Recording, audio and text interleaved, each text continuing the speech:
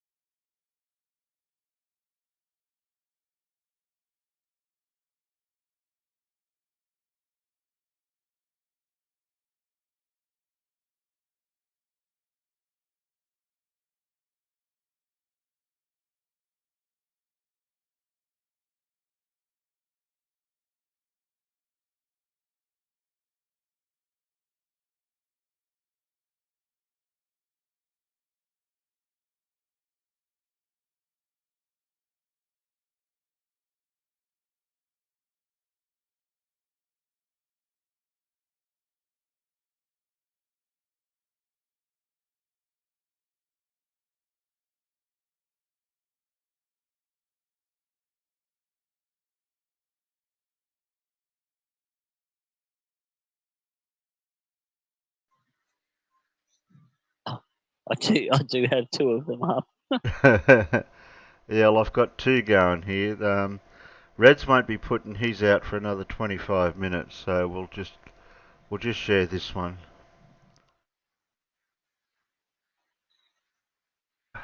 It's leaking.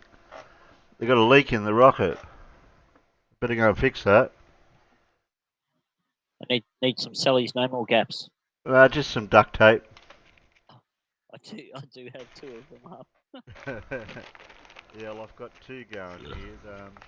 Reds won't be putting his out for another. Now, why can I hear myself delayed again? We'll just share this. I got something going. You've got yourself running.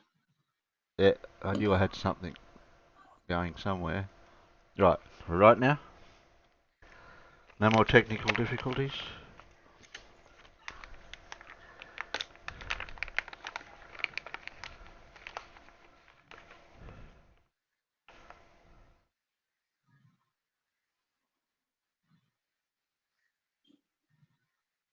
I was going to say Blue's a bit far away from Florida to film this.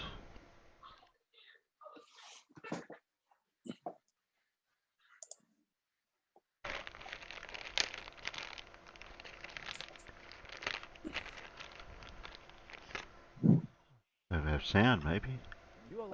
Some sound. We'll put some sound. So we want to check in first with the Atlas launch control team. They're just a few miles away from where we're sitting here in Florida, and their job is to make sure the rocket stays healthy right now, leading up to and during launch. We have United Launch Alliance's Dylan Rice monitoring. Is it better that I do it that way? That way people see that it's mirrored? Hey, good morning, Josh and Marie. Things are great here this morning. It's been a really good morning. As you can see, the team. Okay, I'm talking to myself again. Out to the pad, No, it looks good, Terry. What, having it full screen even though you're mirroring it? All of our propellant tanks are loaded. Yeah. The vehicle is in stable topping while the ground crews finish up their final loading of the cargo on the Starliner. And I understand all that's been completed now, and the team is starting to close out the Boeing's orbiter. The white room for operations today. This is a big day for us. You this go is a full return screen. Of Atlas to its space flight heritage. Always go full the screen. First U.S. astronaut to orbit the Earth was you won't John get your Glenn. shield He check launched if you on don't the go Atlas full screen. 3B rocket just up the road at Complex 14 back in February 1962. So we're really excited about getting Atlas back to the human spaceflight business. It's also a return to service of our dual-engine configuration of Centaur. The dual-engine Centaur is very uniquely qualified to provide the amount of thrust and the type of flight profile necessary in order to give Starliner a safe and smooth ride to the International Space Station.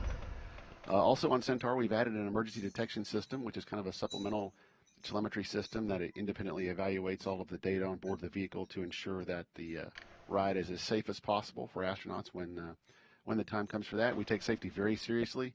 It's at the forefront of everything we do, and adding that emergency detection system to Centaur. And Sam, if you're out there, I took your spanner off you, but I gave it back to you. Possible when it comes time to launch those on the next mission. You want to join muted, Carl? Centaur is a CST. Yeah, I don't care if you're muted. It's a truss and ring structure that I sent you a link, didn't I? To Centaur, and along with that is an aero skirt, which helps enhance the aerodynamics and stability of the vehicle during flight. But today's not just about testing the rocket. It's also an opportunity to demonstrate the processes and procedures that we're going to use when it comes time to actually load crew on board that spacecraft, and we've been working on that this morning. So for now, the ground crew's still up on the crew access tower. They are closing out the white room. As I understand, the team is wrapped up in the capsule. You guys showed that video just a few minutes ago of ding dong. Closure. So our team is taking over and preparing the crew access tower in the white room for launch. That's it for the update here at the ASOC. Back to you guys over at Kennedy Space Center. All right, thanks a lot, Dylan. Just watch your language, Sam. Space shuttle launches, you might recall there were fewer control rooms, but this is a whole new way of doing things, and that's really the whole point of the commercial crew program. Exactly. Today you have a commercial spacecraft launching on a commercial rocket, and both of those have their own control rooms, and NASA is watching it all, making sure everyone's making the right calls, and that's going to be especially important when crew's on board. So let's learn a little bit more about those commercial vehicles on the pad behind us today. First is the Atlas V rocket that's made and operated by United Launch Alliance. It's a workhorse rocket with 80 successful missions to date. This is a special version of Atlas made just for Starliner. ULA calls it an N22. That stands for no payload fairing, 2 solid rocket motors, and a dual-engine Centaur upper stage, a first for the Atlas V. And on top of Atlas is Boeing CST-100 Starliner. It comes in 2 main sections, a crew module and a service module. The crew module is where the astronauts would be. It's reusable up to 10 times, and it features lightweight thermal protection as well as an innovative landing system using parachutes and airbags. Those make Starliner the first American orbital capsule able to land on land. The service module houses most of our just seems propulsion so strange systems, that they've gone including backwards on-orbit using maneuvering the thrusters and our module low-altitude thing, abort like, motors. compared We to also having have a a high-efficiency spacecraft solar array on the bottom, which like covers a the space micrometeoroid shuttle. and orbital debris shield. Now we want to check in on how that spacecraft is doing, and we happen to have one of Starliner's engineers, Tori Pedrati. She's in Boeing's Launch Control Center monitoring the launch team there for us. Tori, how are things going for the Hey, BMCC's Colin. very first Hey, mission? Purple. Good morning, Josh and Marie. Everything is going great here in the BMCC. As you said, this is the Boeing Mission Control Center. This is the heart of Starliner while we're on the ground, while we're doing launch operations, and then we will transition control over to Houston. Here in Florida, we are just super excited, and as you can see, we have a lot of people tied in to their consoles here. Now, we have a bunch of different teams in I've got to this find out off Alan how I can control have room. my Not only NASA teams and Boeing teams avatar working together, but analysts also transparent looking at all of the in different the corner subsystems, somewhere when we do including these thermal, things. propulsion, eclipse, anything that the spacecraft needs to that's continue on its mission to the International Space Station. That's So, a YouTube function. looking back at the rocket now, you can Is see it? that Well, I can't do it we through were just talking OBS. a little bit about the pad team. No, The pad team well, is a joint I suppose UA you and could, Boeing but team. there is actually a And this is function only to the do it second time we've had in people near a fueled Atlas V. So when you saw that YouTube. hatch closure and that white room clear out just a few minutes ago, you could- that was only the you second could time go in history that to we've had people this close to a fueled Atlas V. The first time go was to during your our YouTube wet dress studio rehearsal a page. few weeks ago. Yeah. Now the wet dress rehearsal is where we fuel the vehicle and we do everything, follow all of our procedures except launch. Now today we're really excited to follow all of our procedures and launch. So it's a really exciting day. And this pad team and the views that we're seeing here in the White Room are really just a hallmark of human spaceflight.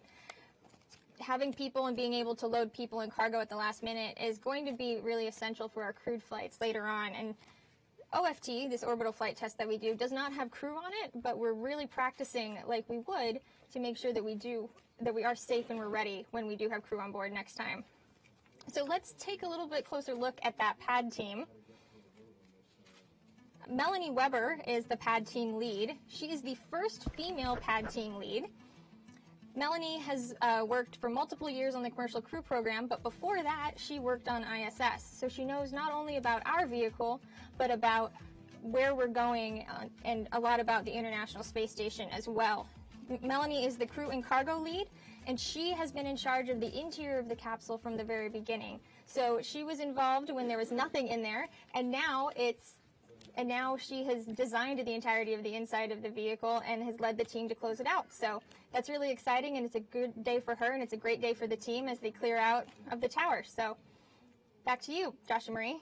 All right, thanks a lot, Tori. It's good news that Starliner's looking great for launch. Really great news. You know, the first time you're doing anything, there's always elements of unknown, but great news from the control rooms. So let's learn a little bit more about those control rooms and who's leading those teams in those Starliner control rooms today. In the BMCC, Starliner's first launch conductor is Louis Atchison.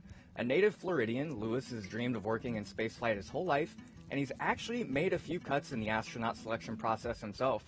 As launch conductor, he leads the pre-launch and ground operations campaign and helps the team work through any issues that come up in the countdown. And Lewis's counterpart in Mission Control Houston is Richard Jones. Richard is a veteran NASA flight director assigned to Starliner.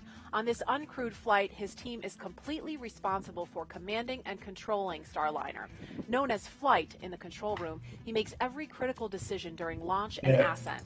He will hand off to another flight control team for orbital Oh, operations. Stu's saying you He'll can be add back for badges from landing. your YouTube editor. Now, these two teams have to Yeah, be well, perfectly I was gonna in sync say, before launch, and then Terry, during flight, the BMC you will can, if transition you to kind go of back to mission the support room, and they will original stay on console 24/7 through flight and help the flight controllers in Houston work through any issues YouTube they studio rather That's rather right. than We the want to check in with Richard Jones and you his know when team you in go to Starliner your Mission Control over in Houston.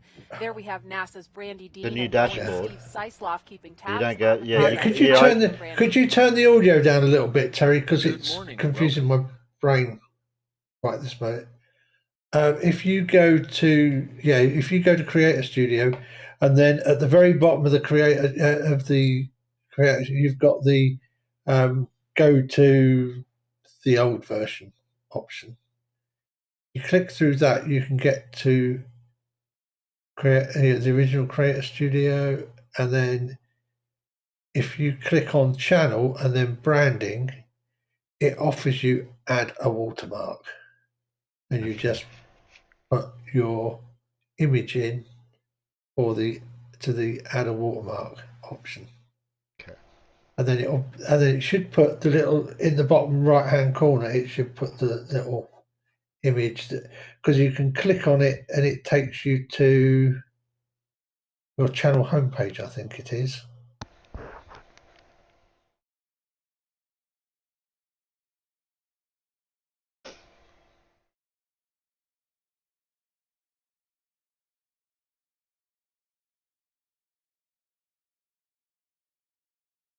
Okay. For now, we'll go back to Florida. All right, Bless thanks, you. Brandy and Steve. Good news from all the control rooms, so things are looking good for launch. You know, just really great news for an important first step in this NASA-Boeing partnership that will help commercialize low Earth orbit. But NASA's also working on a lot of other exciting things, like their next giant leap with the Artemis program. And NASA's Daryl Nail is joined by NASA Administrator Jim Bridenstine nearby to talk about all the exciting things we're working on right now. Hi, Daryl. Hi, Marie and Joshua. That's right. We're here at the top of the OSB building, just a few feet away from where you guys are, with a beautiful view of the rocket. Mr. Bridenstine is here. Of course, simply put, the big boss over all of NASA. Or just Jim. Or just Jim, in this case. Thank you for that. Thank you. Just tell me, you've been here for the week. Yeah. What are you feeling right now in the excitement as it builds up to this launch? So I will tell you, the level of energy here is really amazing. And this is not new to the Kennedy Space Center. But certainly it's been a long time since we've flown humans into space. And this is one of those opportunities where we're meeting a critical milestone, an end-to-end test of one of our commercial crew vehicles. I will tell you, you know, I was in the Orlando area years ago when the shuttles were getting ready to retire and the Constellation program was standing up, and then it got canceled. The Kennedy Space Center is back. The commercial partners are doing amazing things. There's an energy here that is just, it's palpable. So it feels really good to be here right now. Very good. It was a tough time at the retirement of the shuttle, indeed. And now it looks like we're just getting ready to turn the corner. Yeah, I did. The did. question everybody wants to know is, when will astronauts be riding on one of these spacecraft? So we have two different commercial crew providers, SpaceX and Boeing. And I'm sorry, I beat you to it. That we will have in the first part of 2020 at least one successful launch with astronauts. I'll mirror your stream too. I'm actually confident we'll have two partners. Everybody gets mirrored here. 2020. But you know, remember what the goal is. The goal is to have two independent solutions, so that if one has a setback, the other can move forward. And so that's why we have dissimilar redundancy. And so this increases the probability of success. So I would say first part of 2020 is what we can look forward to. And you were telling me, as a backup, you've sought to purchase seats on Soyuz. Absolutely, yeah. And why is that? We need to make sure that we don't have a gap in Americans on the International Space Station. The partnership between the United States and Russia has been strong since 1975. We want to keep it moving forward, and we want to make sure that even when commercial crew is successful, we want Americans launching on Soyuz rockets, and we want Russians launching on commercial crew rockets. The partnership needs to be strong. Half of the International Space Station is Russian. So it's important for us, as we maintain this partnership, that we move forward in a meaningful way. All right, Jim, thanks for joining us. Enjoy the launch today. Thank you. Joshua and Marie, we'll send it back to you guys. All right, thank you so much, Daryl and Jim. Well, the last time we launched astronauts, if you remember, from the United States was in 2011. And to restore that capability, as you heard them just talking about, NASA turned to private companies like Boeing to provide the ride, and then NASA buys the ticket, if you will, for our astronauts. That's right. This partnership is all about opening up orbit and fostering new capabilities in commercial human spaceflight. Stand by for terminal count. Stage 2, present for flight. 5, 4. The purpose of the Commercial Crew Program is to return to our nation the capability to fly our astronauts to the International Space Station. 3, 2, 1, There's just something about going to space that has always been special. So here's an opportunity to go back again in a different kind of craft. Liftoff. The Commercial Crew Program is revolutionary in a sense where it's going to provide us the opportunity to have more astronauts in space. It's going to further our ability for knowledge in a microgravity environment. The fact that we're able to partner with commercial industries allows us to fulfill that mission to be explorers because we can work together. There's a larger group of us that are dreaming that potentially could have a ride someday and be working in space. Folks all over the world are going to be watching this because we're integrating new technologies that can make these spacecraft better and smarter and paving the way for the future.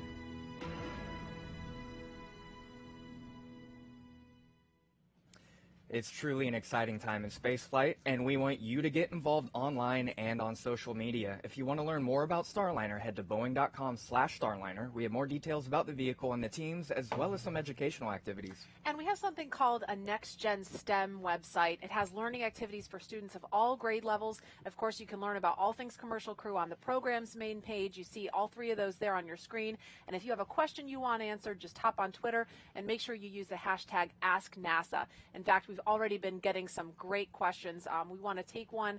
I want to show you. We had one from Mark on Twitter. He was asking where Starliner is going to land after all this. So that's a great question. As we said earlier, Starliner is going to be the first American orbital crew capsule that can land on land. So we have 5 landing sites out in the western United States. Wherever we land depends heavily on where we are when we undock.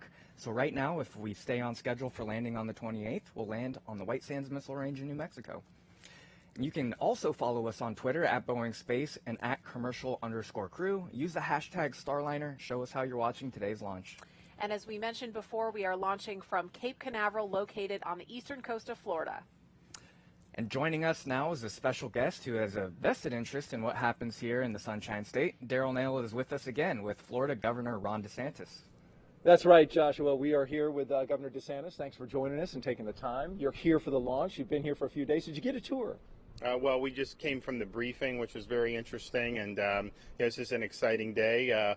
I would say wake up bright and early, but it's not even bright yet. It's so early, but this is really great. I mean, we really in Florida are proud of what's going on here at Kennedy Space Center. We think this is the epicenter of all the new innovations with space, particularly the commercial government partnerships. And so we think this is going to be great, and then we look to continue to do this and get American astronauts back up into space and eventually on the moon. You recall here in Florida the retirement of the Space Shuttle program in 2011. That kind of shook the state for a while, especially here at the Space Coast. Oh, big time. Jim Bridenstine, the NASA administrator, and I both got elected to Congress in 2012. My district was just north of here, starting in Volusia County. So we had a lot of people who would work here who lived in that district, in the southern part of that district. And you could tell, I mean, it was a really bad time for here. And it was almost like, we were so proud of everything's going on here. It's like, what's happening? Well, I think, we're back with a vengeance now. So it's really exciting to see the direction this is going. You see it turning the corner and getting commercial. Would you ride on one of these spacecraft? I think it would depend on the circumstances and everything, but I think I'd be more of a liability than anything for them. So I don't know if they'd want me on there. Well, I mean, these people really know what they're doing. Yeah. So they're autopiloted now. So right. So if you decide you want to change your mind, you'll let us know. Governor, thank you so much. Yeah, thank you. Enjoy the launch. Appreciate it. All right, we'll send it back to you guys. Thanks to both of you. We are definitely back in a big way. And now about 44 minutes from launch, we want to take a look again at Launch Complex 41. Starliner sitting atop Atlas V, getting closer and closer to liftoff.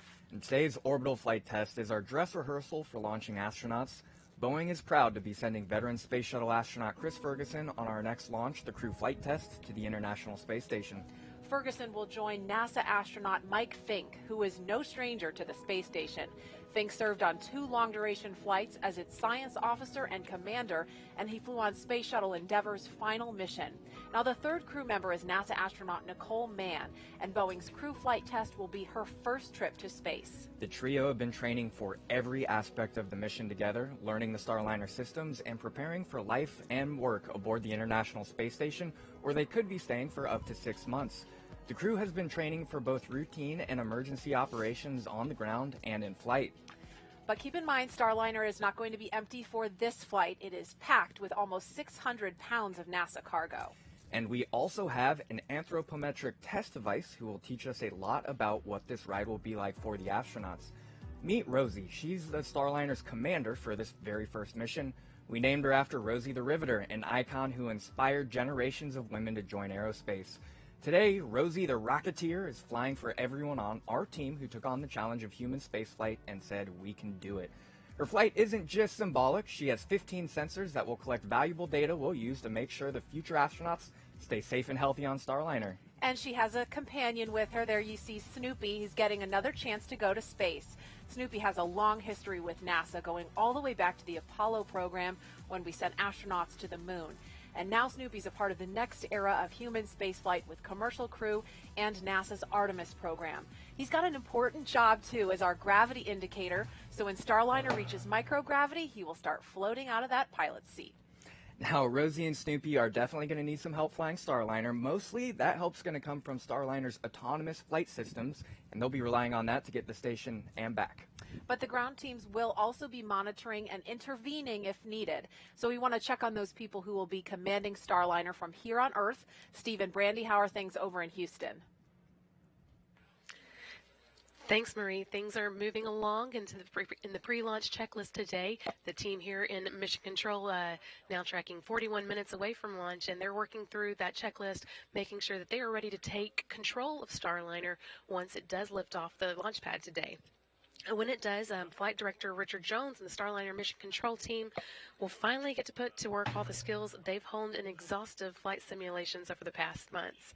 They've already been sending some commands to Starliner for things like cabin pressurization and communications checks. And as soon as the Starliner spacecraft lifts off the launch pad, this group of space flight specialists will be watching carefully and making commands where needed to keep the vehicle on its precise path to the International Space Station.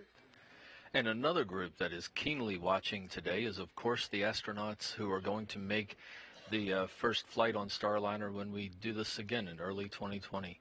That is, of course, NASA astronaut Mike Fink and NASA astronaut Nicole Mann, along with Boeing astronaut Chris Ferguson. They are down at the Cape watching today's launch from control centers, but we had a chance to sit down and talk with them a little bit earlier to find out their views on this new American crewed spacecraft. In 10 or 15 years, there's going to be more than just one space station. In fact, when we'll say, oh, the space station, people say, which one? And that's going to be really neat. We're going to have people that are going to be able to everyday people, regular scientists and engineers, even people with tourists that can buy a ticket to go to the space stations in orbit. We're going to be manufacturing new things that are going to make life better on planet Earth. And there's a great unique opportunity for our country, United States, to establish these industries in low Earth orbit, to make life better on planet Earth, and continue the engine of our economy of high tech.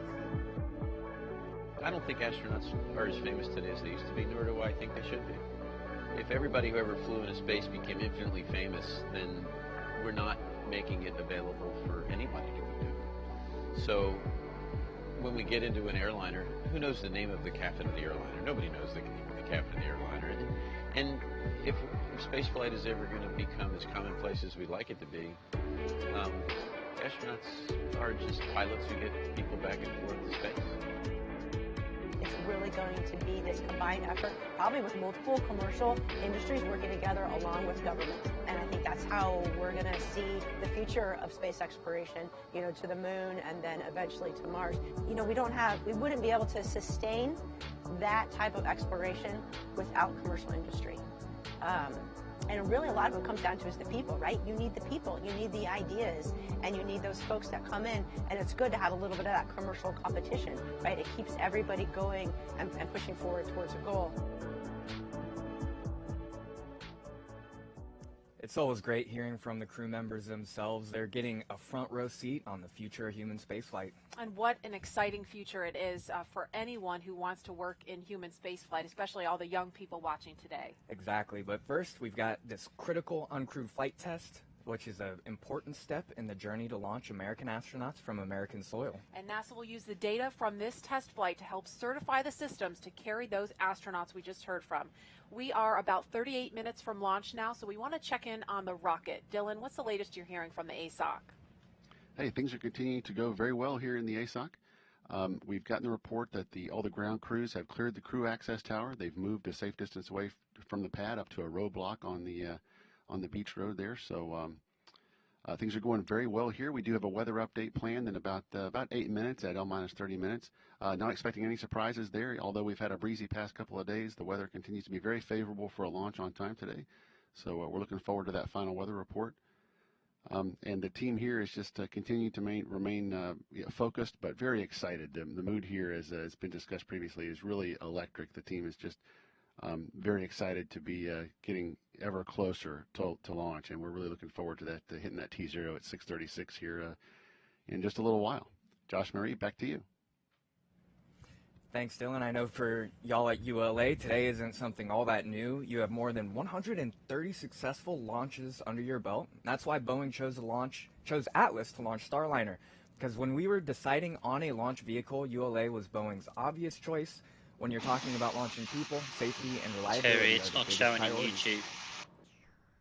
One of the design parameters on the spacecraft from the very beginning was to be launch vehicle agnostic, or to be able to move from one launch vehicle to the other without a significant amount of design change on the spacecraft. For the early flights of the Starliner, we selected the Atlas V because of its unparalleled safety and mission assurance. The long-term success in this market is going to be driven by customer confidence in the safety and reliability. Every aspect of our spacecraft and our systems has been designed with that as a primary goal.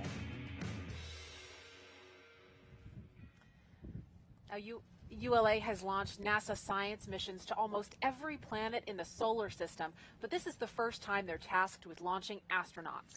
It's a very special mission for everyone involved, and it's taken years to get here, but let's take a look at some of the hard work that's happened just over the past few months to get these vehicles ready for today. There you see the Atlas V being stacked at the vertical integration facility. This operation was taking place on November 4th. And this was in preparation for a Starliner to be rolled out and mated on top. So you see the different stages of the rocket being hoisted into position there. And there's Starliner in front of our commercial crew and cargo processing facility. It's an old space shuttle garage, essentially. And there it is rolling in front of the iconic vehicle assembly building here at Kennedy Space Center. This rollout was on November 21st. It took about a 6-mile path out to the launch pad. We got some beautiful drone footage of that day. I love these shots. It was a gorgeous day with a spacecraft rolling down the beach. You know, a sight you can really only see here at the Kennedy Space Center. There it is going down Beach Road, approaching that vertical integration facility. Will be picked up by a crane and integrated with the rocket. And that really only takes a couple of hours. It's pretty impressive how quickly our teams can work on this. And then from there, it was ready to be rolled out to the pad for, I know Tori talked about earlier, that wet dress rehearsal with the fueled rocket. That was the integrated day of launch test for all the teams to practice one final time before today. Exactly. There it is rolling for that test. And most of that video covers the last few months as we got ready for launch, but it really doesn't even scratch the surface of all the hard work it's taken by so many people to get Starliner ready for today. But we are finally here today, so let's go back to the BMCC to see how Starliner's doing. Tori, our launch team's tracking any issues right now? Hi, Josh. Here in the BMCC, we are not tracking any issues. It looks like everything is set and ready for a good and clean launch here at KSC. Now, you can see the people in the room here are all really tied into data that's coming in, and all of these teams are really just looking at a bunch of data that's coming off the rocket in real time right now to ensure that everything that we see is well inside envelopes for a safe and successful flight. Everything is looking great here in the BMCC, so back to you, Josh and Marie. All right, thanks a lot, Tori. We want to give you a closer look of those beautiful views of Starliner and Atlas V over on Space Launch Complex 41. You can see it right behind us. Yeah, we're about 33 minutes away from launch, so let's take a look at what the launch and ascent phases of Starliner's mission will look like today.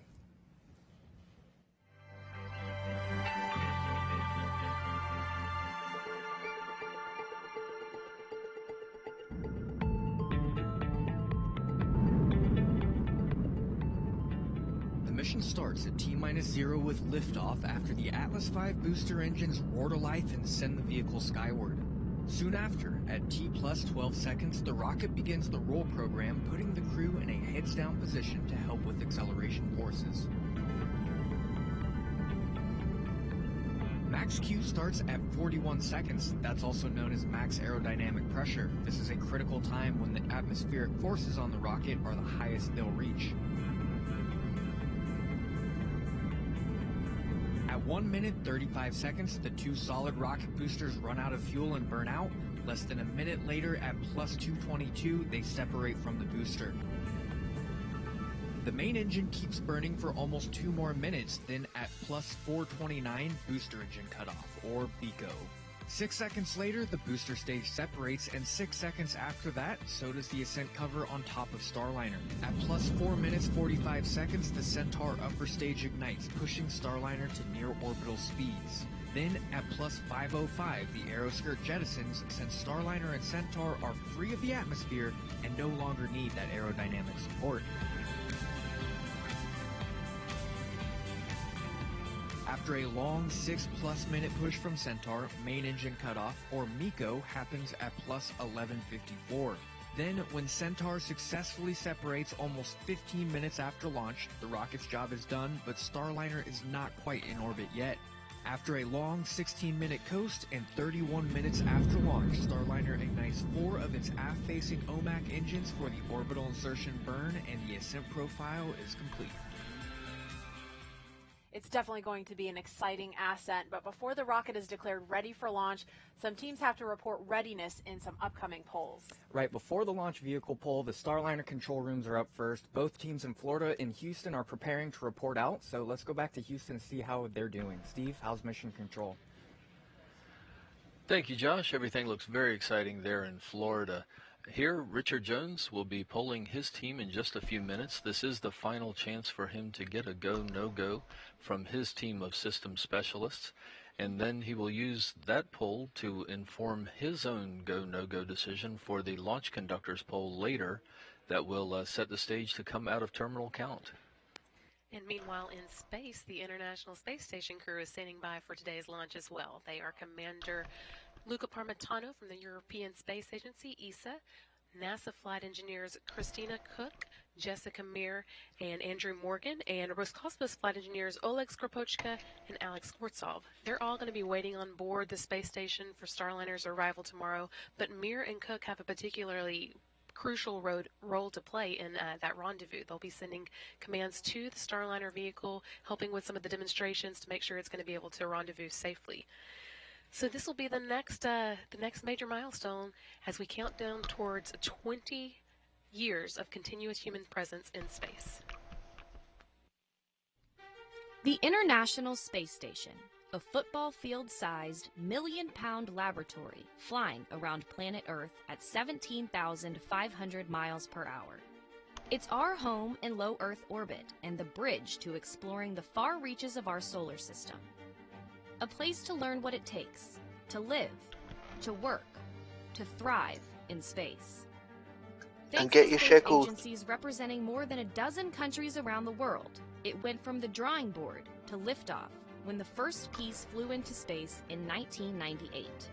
That kicked off over a decade of construction, hauling the station to orbit piece by piece on NASA's space shuttle and Russian rockets.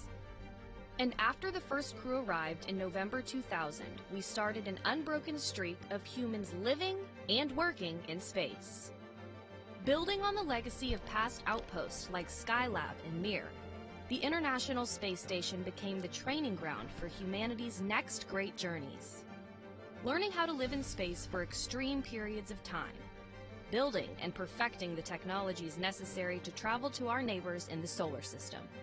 It gave us a place right on our doorstep to prepare for the next giant leap into the unknown. And thanks to the station, a new era in outer space is unfolding. What was once the domain of only nations and governments is now populated by a growing space fleet from American industry. Private spacecraft to fly cargo and crew members, new habitats and technologies for future space missions, and an open door for companies, research institutions, and even students around the world to do research in space that have never had the opportunity before. All laying the foundation for a robust economy in space. There have been thousands of experiments, hundreds of spacewalks, endless hours of challenges and successes, all done by humans hailing from countries around the globe. The International Space Station is what we can achieve as a planet when we come together to do the things that are hard. And the work isn't slowing down, because we're ready for the next giant leap, because we're ready to go farther, because what we do and learn along the way is for the benefit of all of humankind. And you really get an idea from that of the importance of the research and the benefit from the International Space Station. Every day, astronauts living up there doing their experiments. There is nowhere like space to test the systems that astronauts will rely on when they go to the moon and on to Mars. And of course, before we make those flights, we have to make these flights, including carrying a few hundred pounds of cargo to the International Space Station, including the food that will go up as kind of a care package for the crew up there. We're also taking up flags, coins, and the illustrious silver Snoopies. And, one of the phrases that you hear a lot in human spaceflight is standing on the shoulders of giants. And that basically represents the work that our predecessors have done to make this space program so successful, and the work that everybody puts in every day to achieve these wonderful missions. So items like these, like the flags, they're often used to commemorate, and tokens such as silver Snoopies give us a chance to, for Boeing and NASA, to thank the workforce that puts in everything that goes into these flights. That's right. That's one more reason to be excited to get Starliner off the ground today, so we can get some of that fun cargo back after landing. In the meantime, though, the flight control team here in Houston just gave Richard Jones their go for launch, so everything's proceeding right on time, and we're going to hand back now to Marie and Josh. All right, thanks, Steve and Brandy. It is so cool to see you guys there in Mission Control Houston for what will soon be crew launches again. And Josh, I know you and I both know the people behind the scenes, just how many people involved and how long and hard they have just poured their hearts and souls into this.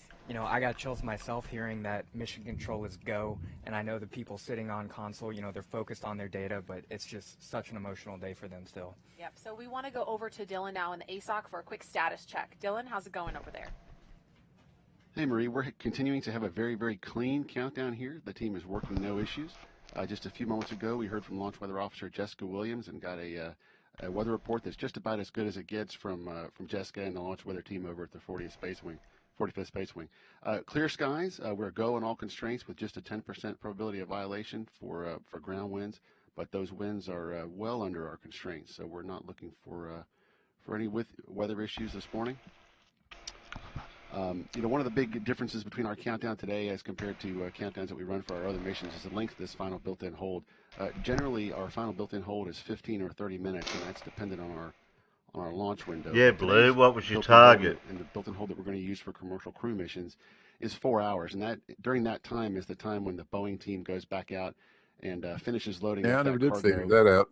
into the Starliner, as well as that's when they launch or load the astronauts as well. Those are all the processes that the team has checked out today. Of course, all that is wrapped up in. Well, you're not a very good shot. It landed in the desert. So the remaining work we have ahead of us here are we're going to be closing out our prop and hydraulic systems, get those configured for flight.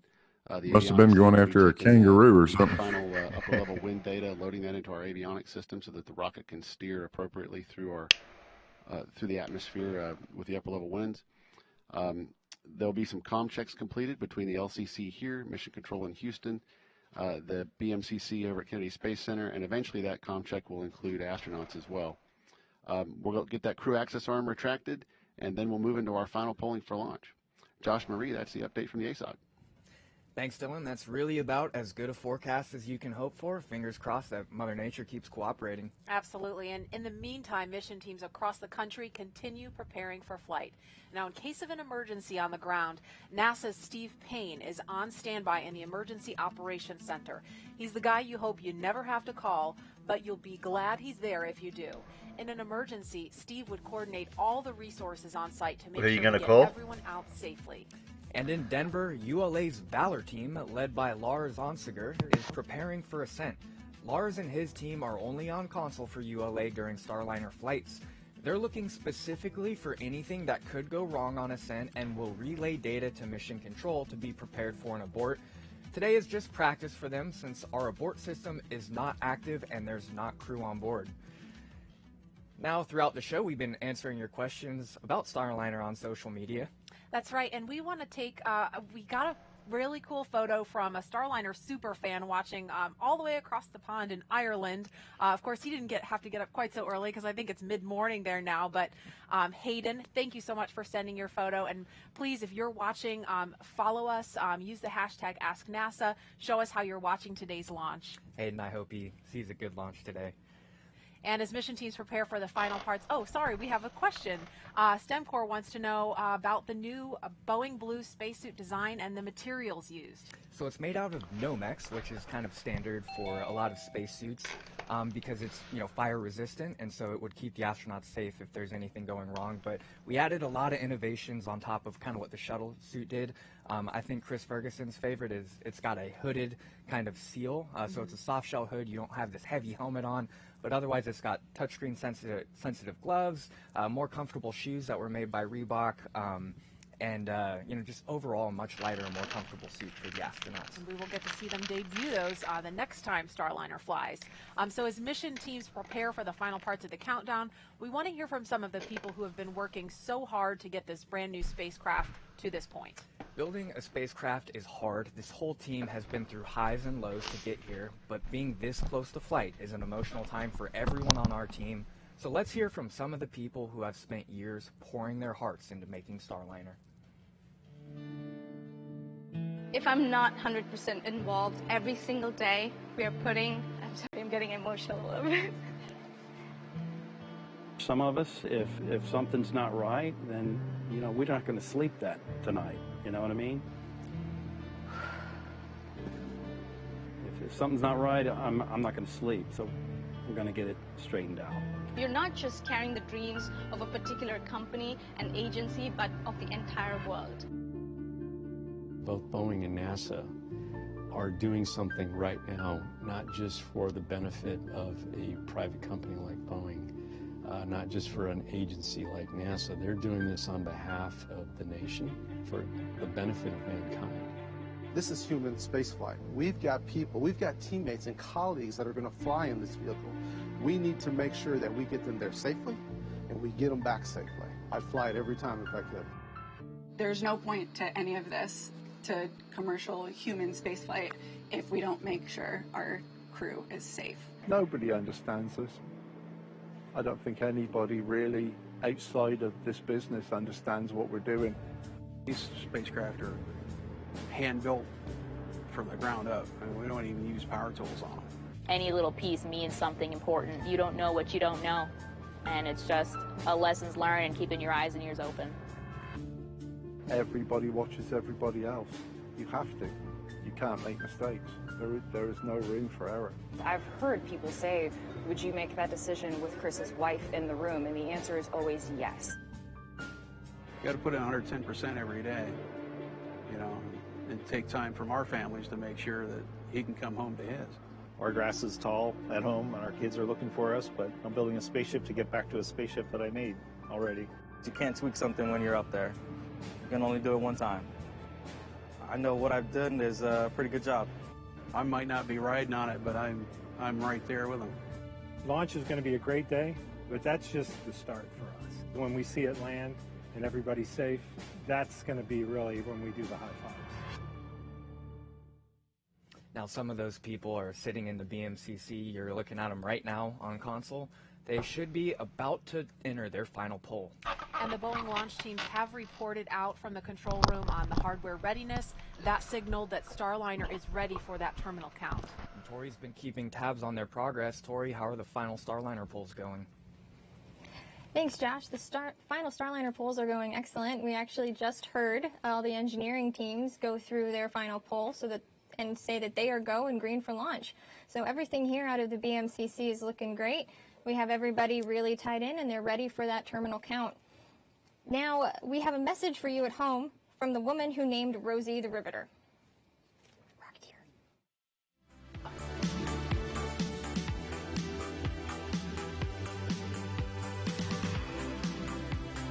Hi everyone, I'm Leanne Corrett.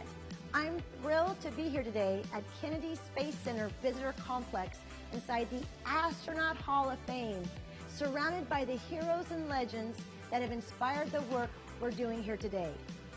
My parents actually met while working on the Saturn V program, and I was born right here on Florida's Space Coast. Like many of you, I'm inspired by the wonder of space exploration, and it's humbling to be part of this moment in history.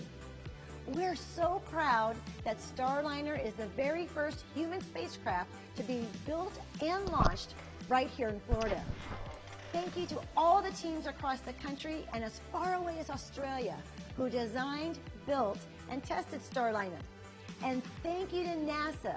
We've been a proud NASA partner since the earliest days of space exploration, and I can't wait to see what we'll accomplish together in the years ahead. I want you to know that space is not the final frontier, it's just the next one. Thanks to Starliner, getting there will be safe, efficient, and attainable. Thank you for watching our show, and enjoy the launch. Now, Leanne is probably one of the people most excited about this. Whenever you talk to space about her, her eyes just light up, so we're all hoping for a great launch. We actually just got confirmation that they are configuring Starliner for the terminal count. We are all go right now. If you are just joining us, we're minutes away from Starliner's first launch attempt. And ULA will be getting ready soon to begin its poll to enter the terminal count. Right now we're about 16 minutes from liftoff. Now this is a critical point in the countdown. After the launch clock restarts Where are at you from, T-4 Colin? minutes, If if another hold is Australia. called, we will scrub for the day. Hold on. Countdown 1. Status checks proceed with terminal count. Atlas systems, propulsion, go. Hydraulics, go. Pneumatics, go. LO2, go. Water, go. Sensor systems, propulsion, go. Pneumatics, go. LO2, go. LH2, go. Has gas, go. Electrical systems, airborne, go. Ground, go. Anomaly chief. AC is go. Range coordinator, clear to proceed. Launch director. Launch director is go, and you have permission to launch. The countdown clock will resume on my mark. 3, 2, 1, mark. We have a few minutes now to answer more of your questions about Starliner. We have one from Ingram, wants to know, you have certain weight concerns, obviously, so how do you take into account the weight of the paint used on Starliner? So, of course, every pound matters on a spacecraft, and that's why we didn't use too much paint that we don't need. If you can, tell on the vehicle, there's some style paintings on there, the NASA logo, the Boeing logo, those kind of cool dash marks around the top. But that's the only paint that Starliner doesn't need. That gray paint covering is actually there for thermal properties. You might remember if you've been following Starliner for a while, it used to be white, but as we continued our analysis, we decided that gray would be a little better and safer on re-entry, so we covered it up with this special gray paint that is very heat resistant. Yeah, and you can see it well. It's really early in the morning. The sun's not up yet, but you can tell that kind of color on the capsule at the top of the rocket on the pad there. Yeah, exactly. It's actually making use of thermal blankets. The gray part is thermal blankets that you might remember Here's from the video, space shuttle, and Colin. the little I'm black a bit parts slow, are maybe thermal I've tiles, also from the missed space that. shuttle. But we have a brand new heat shield on the bottom. Video that was. I think we have time for one more question. So we also got another interesting question about the G-forces. Moonman wanted to ask about the max loads expected during ascent, and then will the booster throttle down to maintain those lower Gs? So that's actually a great question. ULA is flying a very unique trajectory for us. It's going to fly flatter, as Moonman said, and the booster will actually throttle down during the later stages of flight to maintain 3.5 Gs on the crew members. Oh, no, the crew access arm is about to retract. I thought it was retracting there. But yeah, so Atlas will fly a little different flight than it's normally used to for us today, but 3.5 Gs is not uncomfortable for the crew. It's safe for them. Chris Ferguson has described, it still kind of feels like a gorilla sitting on your chest, but that's It's a colorful description. it's about normal for most launches. And we want you to keep those questions coming. Thank you for all the great questions. Just remember to use the hashtag #AskNASA. And we're standing by now, keeping an eye on Space Launch Complex 41, waiting for that crew access arm to begin its retraction. And when that happens, we will start to see the arm swing away. We'll see the white room slowly move away from Atlas, and that's going to be one of the last visible things that we'll see ahead of launch. So up to this point, if there were crew on board, right before the crew access arm moves is where we'd configure the launch abort system. We'll see it slowly kind of move away, but it can actually swing back to the capsule in under 20 seconds for a less urgent emergency, like if there were a lightning storm coming and the crew had to get off the pad. But really, after that access arm goes away, if they need to get off, they're gonna leave on Starliner. And Josh, you mentioned the abort system. I know that's not active on this flight. Can you help explain to people why? Yeah, so ULA has this new emergency detection system on the top of their Centaur upper stage. It's basically 2 extra computers that are plugged into the rest of the rocket, and they are just, really making sure that that system is going to work. We don't want to cause a premature abort, since this is the first time that system's on Atlas. But that system is looking for what's I called missed fast that, trigger Colin. abort. Sorry. So those are something that will happen so quickly that a human wouldn't be able to detect it. And so we're going to see that, of course, is going to be activated. The next time Starliner flies, that next flight's going to be called the crew flight test, and that will carry Boeing astronaut Chris Ferguson, NASA astronauts Mike Fink and Nicole Mann. The Irish twats out in the side sitting chat. right on top of that Atlas V inside Starliner. But for today, of course, we've got Rosie inside, Snoopy inside, and that 600 pounds of NASA cargo. And we are a little over 11 minutes away from launch now. Again, just standing by because we want to make sure you get to see live that crew access arm swinging away. So we're just keeping an eye on things for you. There you can see Centaur venting. That's completely normal for these launches. It's very cold liquid hydrogen and oxygen that are in that fuel tank, and as they heat up, they start to expand and vent out the top there. Oh no. What's that? You mean there's pressure in a sealed container, but it's getting out. I said there was a leak. They need some duct tape to fix that leak. Did you, Terry? Do you listen to what they say, or do you just watch it? They talking. They're about to stow that crew access on.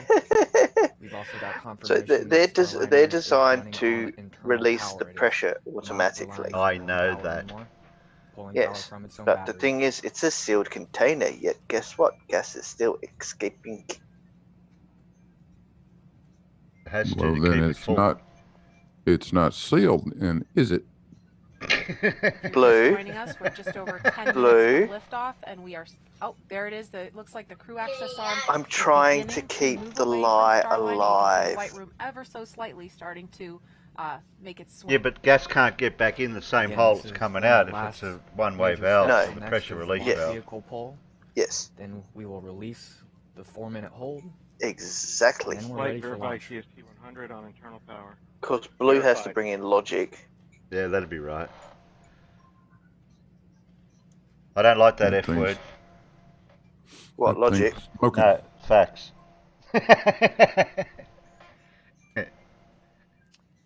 Now as that crew access arm retracts, again, the final pull for today is the launch vehicle pull. If you've watched Atlas launches, it will sound very familiar. There's a big old piston Something's pulling moving. back that crew access arm. And after Yeah, Atlas is declared it's ready pulling for launch, back the NASA gantry. and Boeing will jointly the decide gantry whether go they're going back? to move forward Oh, with isn't the there a countdown. bloke winding it with a handle? Why? They're tied not in the rocket. They're tied not in the rocket to stop the leak. Again, about 9 minutes away from launch.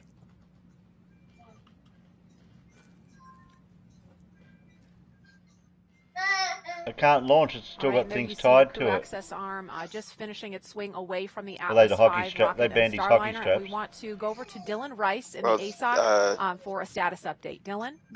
They separate Anyway, upon we'll continue to have a very clean on countdown the one here. count. We're just a few moments away now from Chief Launch Conductor Doug Lebo. There you go with that terminal F word count again. Status check poll, which will take us into our Sorry. final countdown to launch. That terminal count status check poll is the final check from each operators associated with the ground systems, that's high the launch expectations, vehicle, Blue. the spacecraft, and the Eastern Range to ensure that all systems are ready to go for us to proceed into terminal count. I think Gladys might have a say in that. So we're just about a minute away from that now.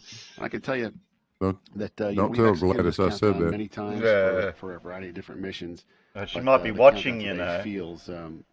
Feels quite a bit different than what we've normally Yeah, done. I know you're not blue due to marshmallow factor. Unbelievable, and we are very, very, very excited to see this mission go and go on time, especially with such a clean countdown like we've had today. So we're really looking forward to this. The team has not been talking any issues at all on any of the other nets that I've been listening to. So when that terminal count status check starts, we're expecting to hear goes across the board. So I think we'll stand by here and listen for Chief Launch Conductor Doug Lebo to get that poll started here in about 20 seconds, I think.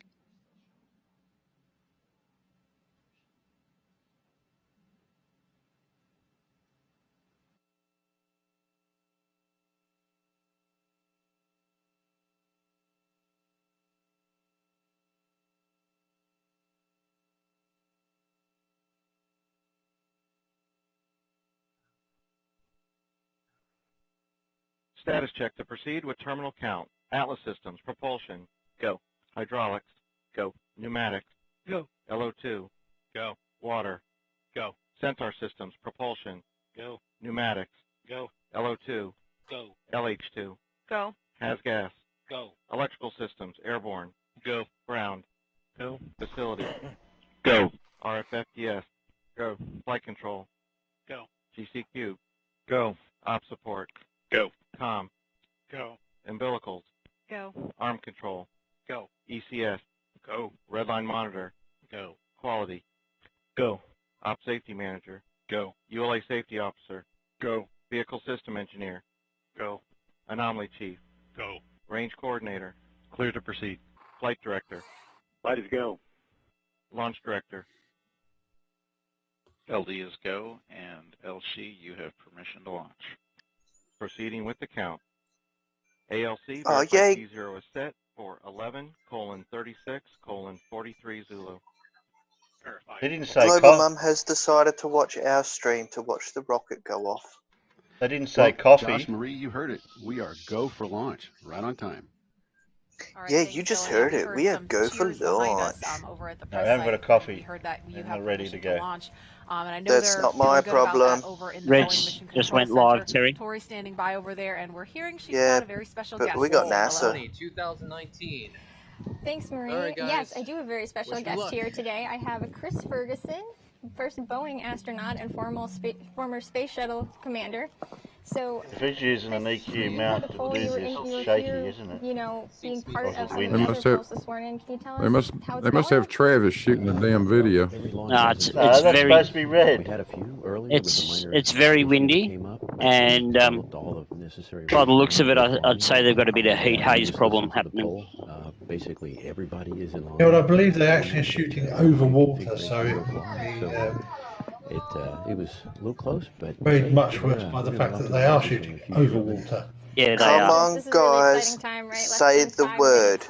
Anonymous says, me here, You go. know, it's funny when we say we're less than 5 minutes to launch, but I know that you've been on the program for about 8 years now. So Terrible.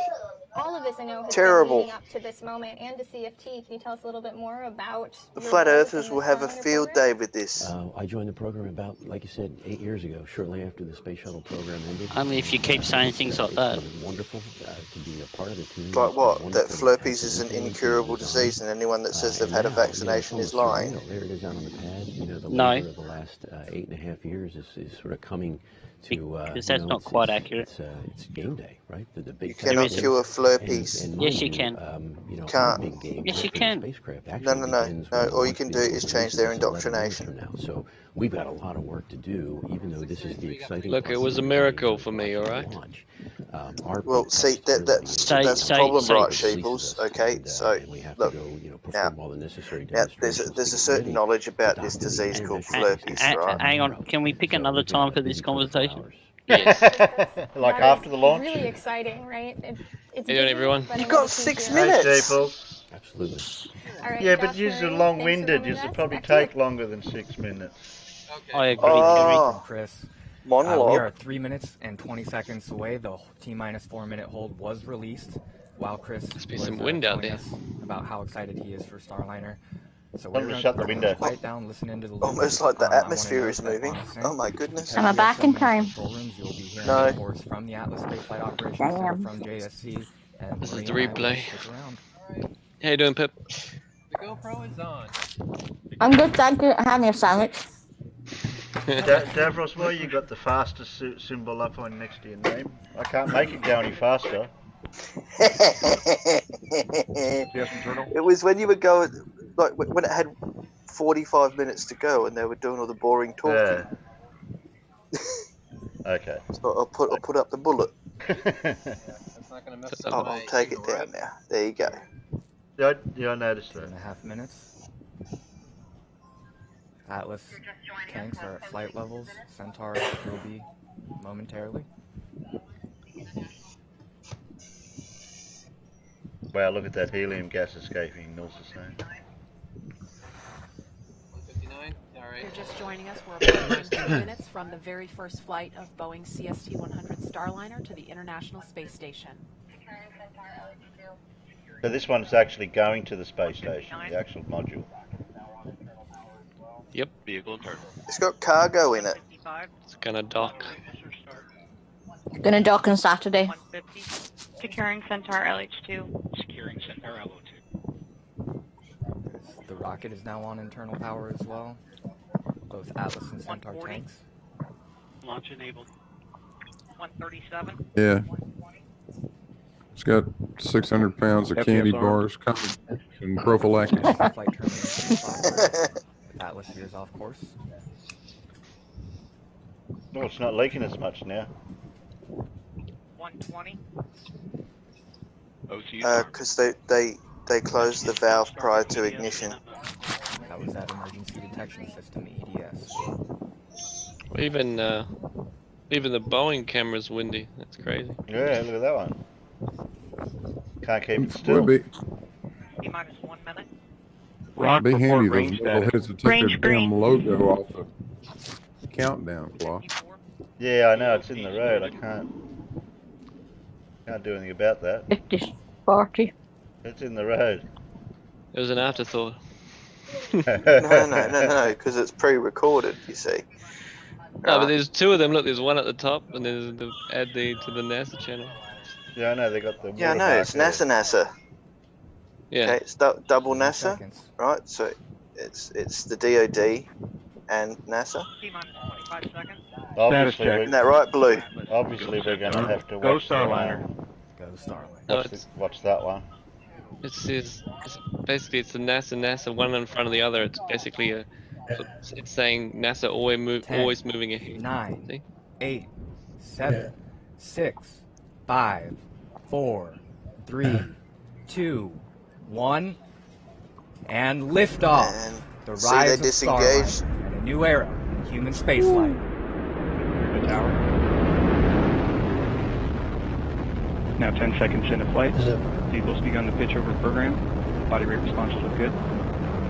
Now 15 seconds in. Big delay between us seeing NASA's and what Reds is showing. 26 seconds into flight. Reds is just a little bit ahead. RD-180 now throttling down to partial thrust as expected. Engine response looks good. Now 38 seconds in.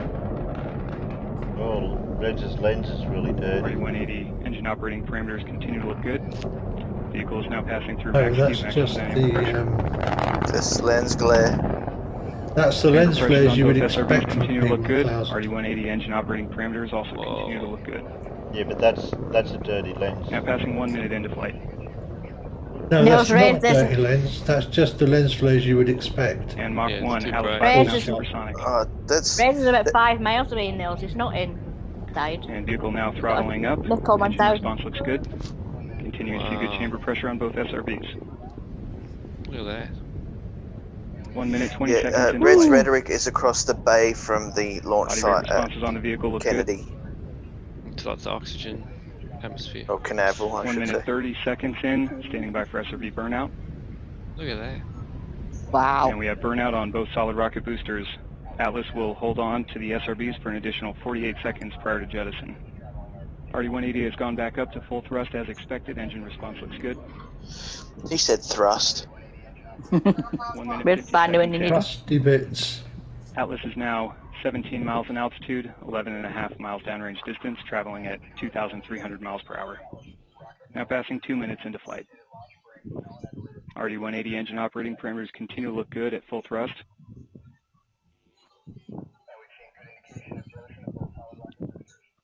And at 2 minutes, 11 seconds into flight, the Atlas rocket now weighs just 1/2 of what it did at launch, burning propellant at a rate of 2,800 pounds per second. And we've seen good indication of jettison of both solid rocket boosters. Vehicle's gone to closed loop guidance. Now just under 2 minutes remaining in the booster phase of flight.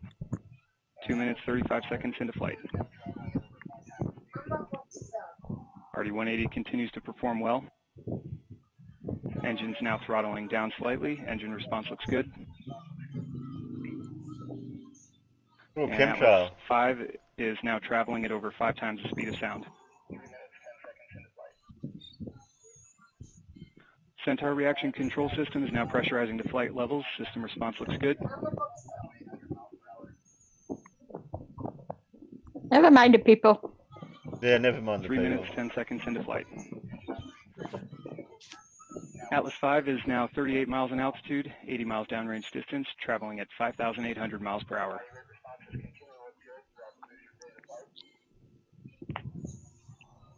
RD-180 engine operating parameters continue to look good. Now 1 minute remaining until engine cutoff. Body rate responses continue to look good throughout the booster phase of flight.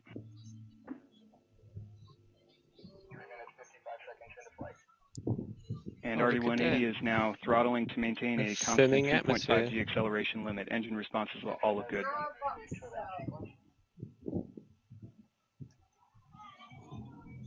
Three minutes, 55 That was a seconds good into shot. flight.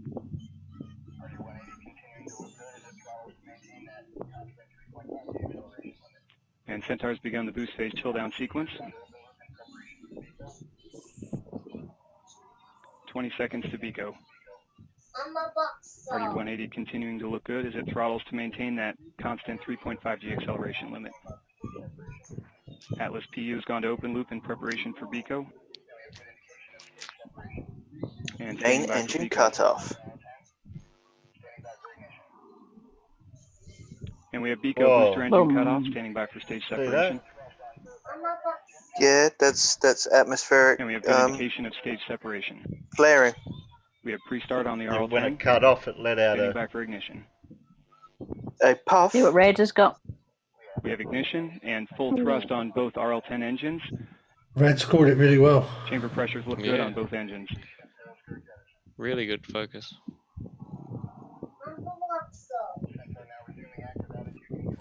We have confirmation of ascent cover jettison on Starliner. Jettison. And we have good indication of aeroskirt jettison. Centaur now resuming active attitude control after successful aeroskirt jettison.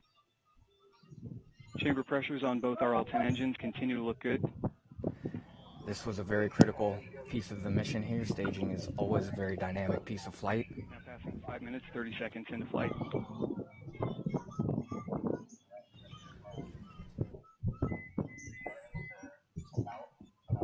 And the Centaur RCS system is beginning the initial thruster firings for system thermal conditioning. System response looks good. Now once again, Centaur will continue burning for about another 5 minutes.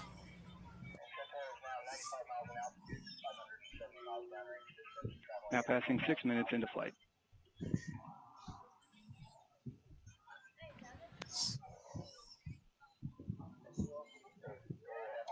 And Centaur is now 95 miles in altitude, 570 miles downrange distance, traveling at 12,000 miles an hour.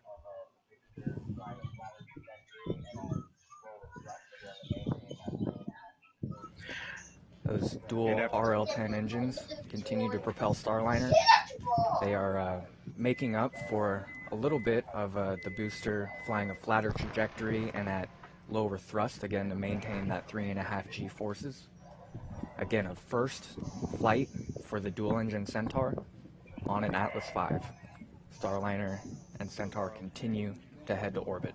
Throughout the Centaur burn, chamber pressures have remained very stable.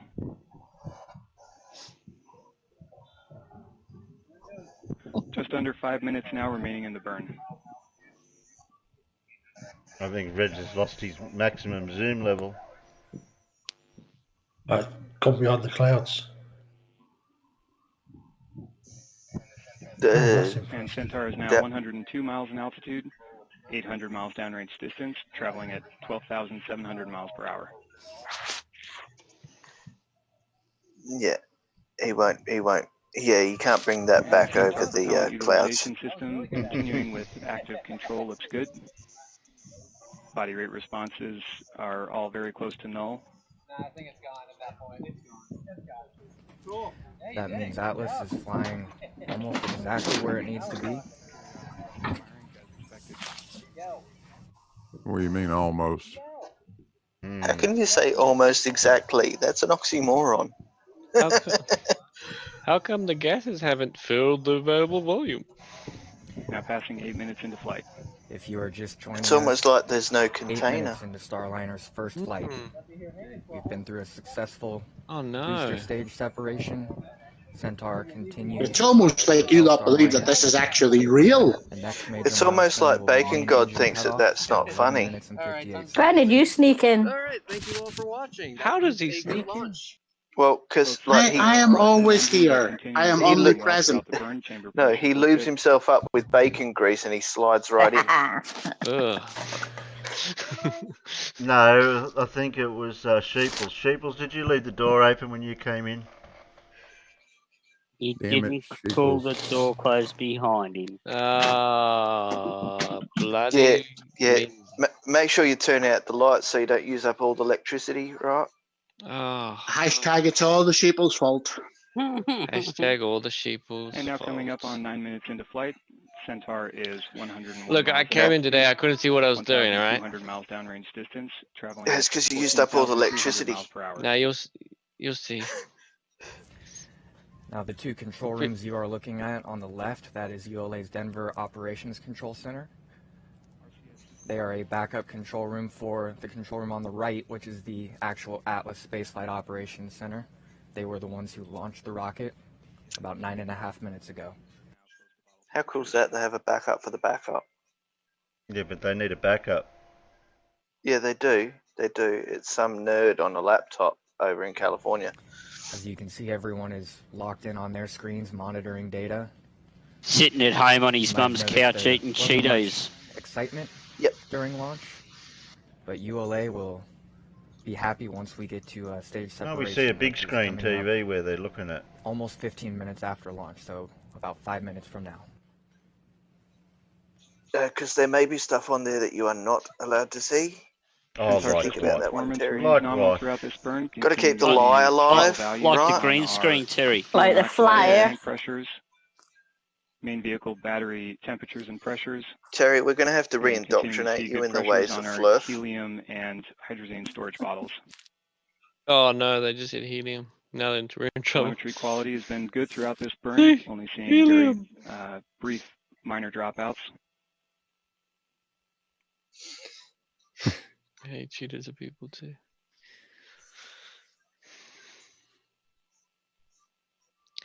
Yes, it does look like a LAN party. They're all playing Warcraft 3.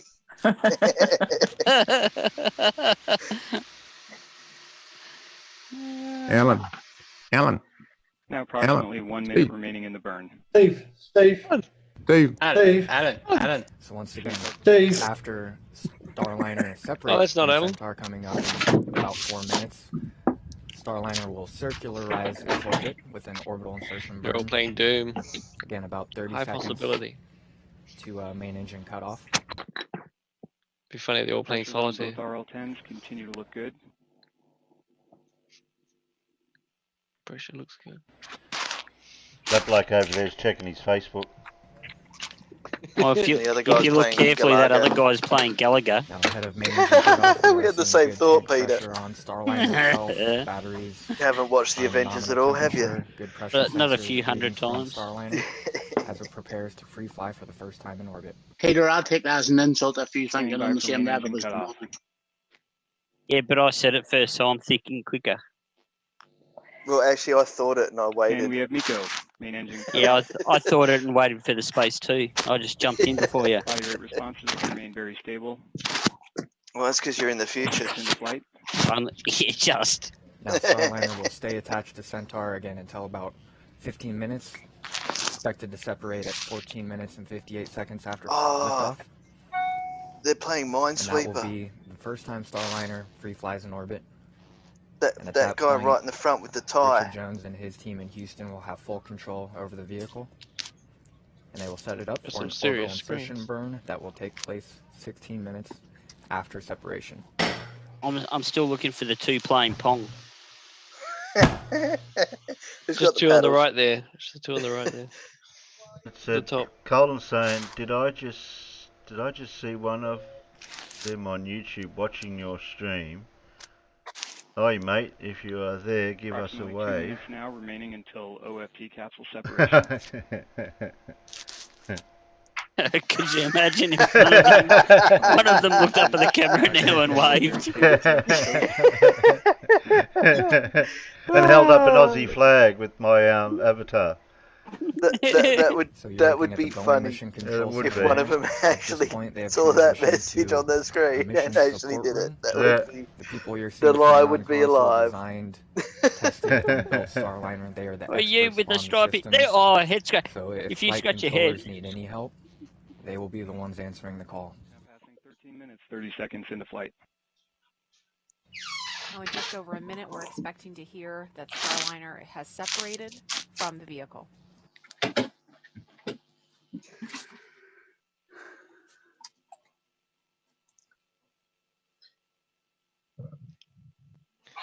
Yeah, that's right, Global Mum. About 1 minute now remaining until each OFT one of the computers separation. is simultaneously doing 180 pixels square.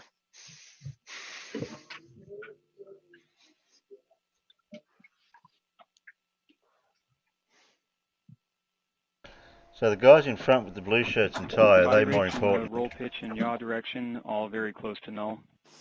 No, they just smell, so they push them away a bit further, Terry. And about 30 seconds away from spacecraft sap. There was black shirt day. Yes. Which one? I got my black shirt on too. Oh, they look more impressive because they've all got the Men in Black uniform. Mm-hmm. First row of blue shirts, Now standing second by row for spacecraft separation. tan shirts, back row black shirts. Steve. And we have good indication of separation of the Alan. OFT capsule. Alan. Hey, Nana. There it is. ULA has successfully completed Hey, their Nana. piece of the mission. Starliner is Hello, Nana, my free-flying bacon for brother. the first time in space. Thank God they're So clapping. here I thought those at guys were Johnson fucking Space dead. Center, Mission controllers will be flying Starliner. We will hear reports exclusively from there. Hey, that guy didn't hug that guy. Software has been switched to orbit mode, meaning the spacecraft is executing the commands it needs for operating in space. He's following jealous a because he's successful got his launch arms into folded. orbit He didn't get to hug the Sheila. into the orbital trajectory. This is just one step flight controllers are taking in configuring Starliner now that it's flying on its own. Flight controllers are setting up for the orbital insertion burn, which will take place in about 15 minutes, a little over 15 minutes. That sounded horrible. And that'll circularize Starliner's orbit as Getting it prepared sets for off to chase insertion the burn. International Space Station. The team here is also turning off several systems that were needed for powered flight but are not necessary now that Starliner is in orbit. That's a While long some are hug. turned off, others will be turned on, such as the thruster housings that'll be used to maneuver Starliner in space. Yeah, but the one on the left didn't get a hug. The one on the left that was folding his arms didn't get a hug. Starliner through orbit, and the solar arrays will, of course, convert the sun's energy Oh, the old into side hug. electric energy to charge the spacecraft batteries. The Centaur has intentionally left Starliner in an elliptical trajectory that would make it easy for the spacecraft and, more importantly, its future crews to come back to Earth at this point if there were a problem. But that means it's all on Probably his Starliner to wife. make it the rest of the way into a stable orbit and on track for the space station docking. This is where Starliner's orbital maneuvering and attitude control engines come into play. Those 20 engines can provide each up to 1,400 pounds of thrust, which is more than enough to neatly heave Starliner that last little bit into orbit. They'll fire for about 40 seconds, setting Starliner on the right path not only for docking with the space station, but also a series of demonstrations that Starliner will perform before docking. And those demonstrations will prove that Starliner is ready to safely dock with the space station. They actually began on the launch pad when we performed a check to make sure that Starliner's GPS and navigation systems agreed that it was indeed on the launch pad. After the upcoming orbital insertion burns, the demonstrations will continue so that ground controllers can ensure that the spacecraft systems are functioning correctly. When these first demos are complete, Starliner will resume its path to the They just International admit Space that Station. Starliner is a sentient being and knows where Telling his us and that what these its mission is. early steps are complete. is ready to Starliner safely dock with systems the are doing space station. exactly what they are supposed to do. We still have a few minutes before that orbital insertion burn, about 13 minutes until it takes place. So let's go back to Florida, where Josh and Marie have Poor watched Casual. a spectacular I had to morning give him liftoff. another view. He only had 11 people watching. Brandy, it was Have it over a for a wee bit. beautiful launch It's from here finishing in up Florida. now. It took Yeah, off 25. right here behind us. It is, the sun is starting to rise. There's a little bit of a rocket And plume so did left you. over there behind us. No rocket left back there, but it was just, it was stunning to see. Probably the same I know 25 you people. weren't Yeah, looking probably from this all- view, you were all looking between the much whole closer, three of but, us, we yeah. just turned around in our seats to I told watch Sam it and here, Dan to and we join could the show feel one day. rumble, and I know you didn't see people celebrating in the You control said he would rooms when he had because time. their job's not done at liftoff. It goes beyond that much further, and so people are, I think, now just beginning to breathe again, and so folks are just so happy about this accomplishment. I mean, obviously this is just the beginning of the mission, but such a huge momentous He's got occasion people this morning. ahead of me. We're or actually hearing behind me. that in the BMCC, Tori Pedrati is with Louis Atchison, who was Starliner's okay. very first launch conductor and saw us through a successful first launch. Tori and Louis got to be feeling pretty good right now. Yes, thank you, Josh. That is, it's really excellent to have Louis here and to have, take him away from console for just a minute to talk with us. So, Louis, I know that you and Chris Ferguson have been very close through this entire process, and I know that he asked you to create the launch procedures. Can you give us some details about that? Sure. I think, as you all know, Chris has a very vested interest in how the launch procedures were put together. I started with the program probably about 7 years ago. About a year in, I was still a flight test engineer on the program. Happened to run into Chris in the elevator on the way to work one morning, and quite frankly, I didn't know he knew my name, but he said, "Hey, Louis, if you got a little bit of spare time, can you work and maybe see if you can figure out how these launch procedures are going to work for the program?" And of course, I was like, "Oh yeah, sure, spare time. I can find time to gen up some launch procedures." So that began basically a 6-year journey on finding a unique way to integrate the United Launch Alliance Atlas V launch procedure, which is a tried and tested launch process, with something that had never flown before, our space capsule, and we're a lot different than any of the other payloads that they've flown. So as you can imagine, we had to merge several different cultures. Our flight control team, which is really homegrown from NASA, our ground control team, which is here at C3PF, that performs a lot of the spacecraft power-up activities. And you're located here in C3PF, correct? That's correct, Yeah. right. I'm Florida local. So working through those processes, procedures, and finding a way to integrate all that. And oh, by the way, we have to find time to load a crew one day. And so taking that and marrying those things up so that everything comes together for an instantaneous launch window. So today, fortunately, we made our window. It's a first flight program. We saw some challenges over the evening, but we've got a world-class team here, and they were able to pull through the little things that we were seeing. Fortunately, we've had a good training program along the way, and it's just an incredibly exciting day. I know, and seeing so far a successful flight has just been one of the best experiences I've had working on this program. But so you mentioned, we had a little bit of setbacks, some issues that we needed to work through. So I'm guessing today didn't go exactly according to plan. I wasn't saying that I'd streamed live 60 minutes ago over on. So yeah, we were working a couple issues with the comm subsystem. Fortunately, the flight control team was able to work it out before we went to fly today. Is that when you started? We had a couple issues with the hatch, which we were telling me I streamed live 60 minutes which we ago. learned about when we did our integrated day of launch test, which was actually a fantastic Harry, test. at some point, we did a you're couple just of going to end up modifications to account streaming for the for a fact that, full when there's pressure changes week outside, we need to to you are. that pressure off so we can get the hatch open. Good night, Mipit 69. Night, Mipit. Over a large surface area, Okay, no, makes it really tough to open. So we were able to get that fixed so that the pad team here and the recovery team in the desert are going to be able to open that Know why Mipit's going to bed? pretty seamlessly. Yeah. That's excellent. And Because there's a there's bloody nothing cool like a breeze flight and it's test to nice learn and these comfortable things, to right? sleep so now. This is the reason why we test. I completely agree, and this being the first launch Bye, that I've had the GPS. opportunity to work See you, right GPS. next Later, guys. to the launch vehicle. See you, GPS. We've simmed, we've trained for this, and there was nothing quite like the feeling of the monitors and the floor shaking after that rocket took No, off. Joey. So It's a launch to this amazing electric ISS. atmosphere here this morning. I Talk tomorrow. completely agree. Is there anything that you'd like to share with the team? Here in Florida, back in Houston, anybody watching? Sure. So first of all, I have to thank my family for all the time, patience, and effort that was put in over the past several years. We work a lot of long hours to make these kind of things happen, and I realize that they're at home watching eagerly. There he is. I excited knew he'd be about there. The next part of the I mission, sent you a which will be link, the Casual. recovery operation that I'm a part of. And also the team, right?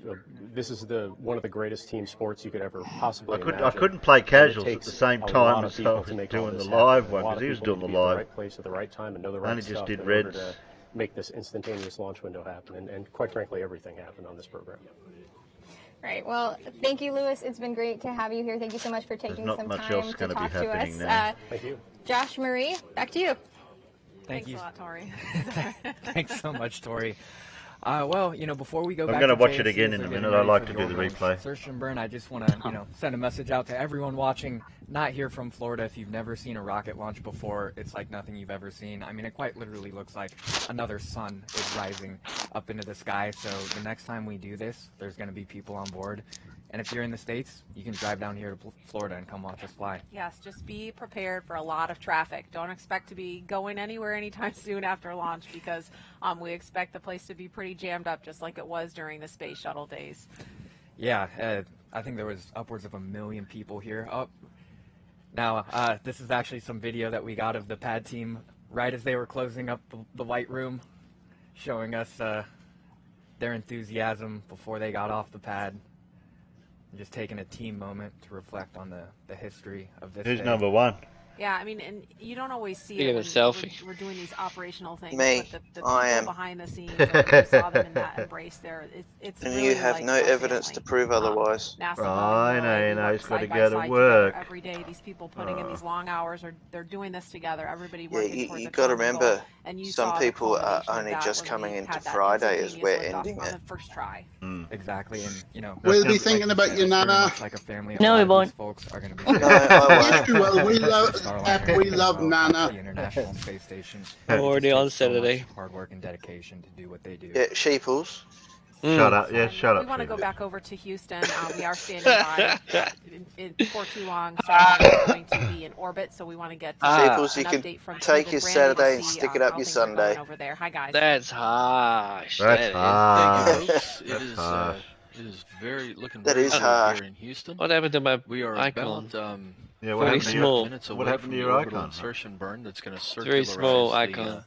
the orbit of Starliner. Starliner is currently flying over southeast Europe as it begins its chase. So we're not going to see any more. We're not going to see any video footage chase of of it the now. by the International look of Space it. Station. I No. doubt it, no. International Space Oh. I wanted a picture of a blind sheep, and I found one. Blind sheep. He's got a gimp mask on. You Well, put it's sheeple can't see. I mean, come on, guys. That's only a 320 whatever it is, JPEG. You need something a bit bigger. I don't know what happened. Did you resize That's a pretty puffy one. What's wrong with the poofy? I don't know. Maybe I did it too quickly. Exactly. Alan fixed his soundboard. Well, he did say he was going to use it. You need to get a parrot squawk on it. I've got no idea Well, what we've happened got you. there. Blah, blah, blah, blah, blah. Why does it keep showing the wrong bloody thing on the back? What? Oh, I don't know what's going on with this thing. He says a thing but doesn't tell us what the thing is and expects us to know what the thing is. We're supposed to be psychic. Yeah, when it shows your video, there was a video that came up that I just downloaded and I don't even know how it got there. Maybe it's like you're starting to come down with flurpies. It said I was live streamed, no title, and I streamed live 66 minutes ago. But I've been streaming for nearly 2 hours. Well, on this one it says started streaming 95 minutes. Shout out to Danny D. Ding dong. He's a Did you shut the door behind them so no one else can sneak in? he's a person with patience to deal with the flirfs on the Globe Live tour. We both got blocked. I left them wide open, Terry. Right now, all the bloody flies are going to get in here. Hello. Oh no. G'day. Hello. Hello. Flies. One just flew in. Yeah. Well, that stream went well for me. I thought that was pretty good. That's the best one I've done for a long time. Nothing went wrong. Makes a change. I fell asleep. I fell asleep watching it. You fell asleep during a launch. What's wrong with you? Only because it was yours. Oh, cheeky bastard. That's harsh. That's harsh. Harsh. That's the best stream I've done for flipping ages, and you fell asleep. No, I didn't even watch it. We were watching the Boeing one. That's the one I was streaming. I was streaming the Boeing one as well, but I mean, the coverage wasn't very good. They obviously had no cameras on it at all, because all it was mostly was just the control center apart from the launch. It's a bit disappointing, but hopefully the docking tomorrow, which I'm going to cover, will be a bit more interesting. I think, hopefully, but there's not much I can do about it. If they're not showing a lot of stuff, there's not much I can do about that really. You know, Casual. The only reason Excuse you had a me? good stream. What? You know, Casual. What? Jeez, I'm trying to do things here, and people are. How are we supposed to know you're doing something if you don't tell us? Exactly. I was sharing. I was sharing the screen what I had. But there was a blank screen, so I popped up a photo. I'll pop something Bloody up. hell. I'll pop something up in a minute. Everybody calm down. Casual, you do know you had such a good stream because Globey didn't turn up, don't you? Yeah, probably, yeah. He didn't jinx you. Yeah. No, it just makes a change. There was no audio problems, no video problems, at least none that I detected, and all went well, and the video worked, and transitioned over fine, no problems there. So yeah, it was good. So hopefully tomorrow will go just as well, and I can keep doing it like that. Hopefully. Why do you make it sound so complicated? So I was watching 4 streams at the same time, Casual, and yours looked fine.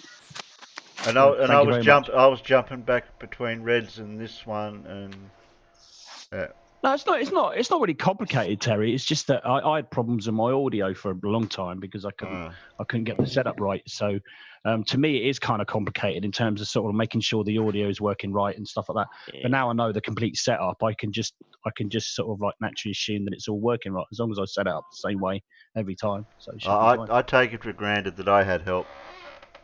It sounds like Peter's buttering you up, Casual. Well, sounds like Peter's what? Sounds like he's buttering you up. What? Giving you all the compliments. Why would I do that? What's he going to be buttering me up for, though? I'm not going to. Well, I'm glad you asked.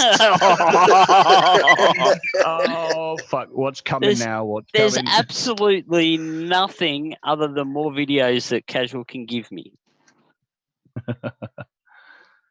I just want to Well, that's an interesting question.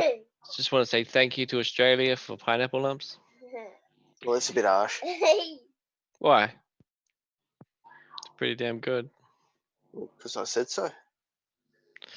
Are you against pineapple lumps? Is that what I'm detecting? Well, look, I'm more of a strawberries and cream kind of guy.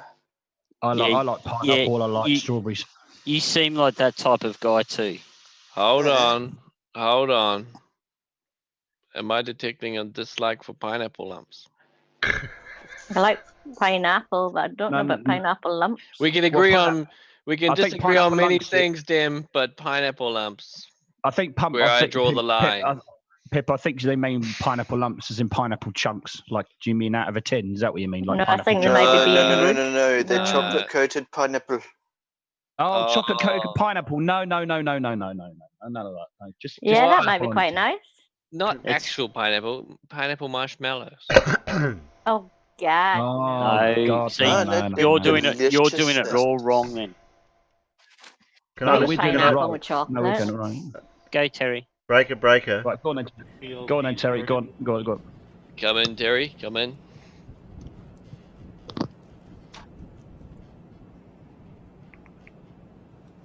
Peter wasn't a couple hours later the launch. You had to get a daylight launch. I always think daylight launch is a little bit better. Strawberries and cream on pizza.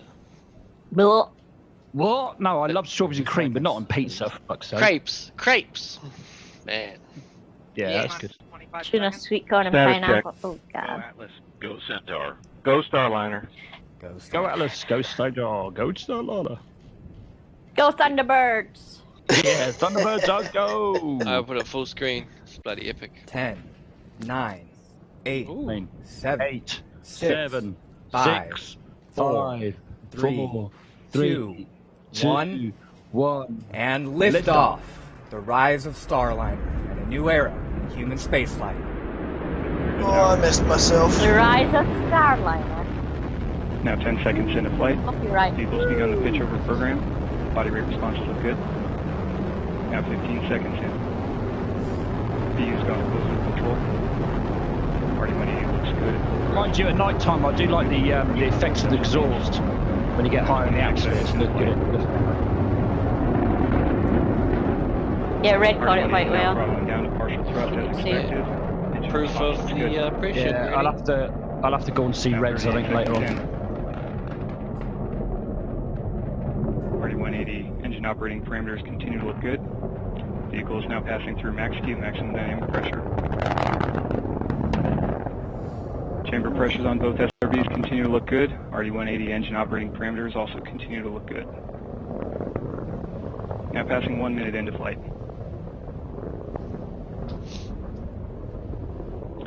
And Mach 1, Atlas 5 is now supersonic. Mach 1. And vehicle now throttling up.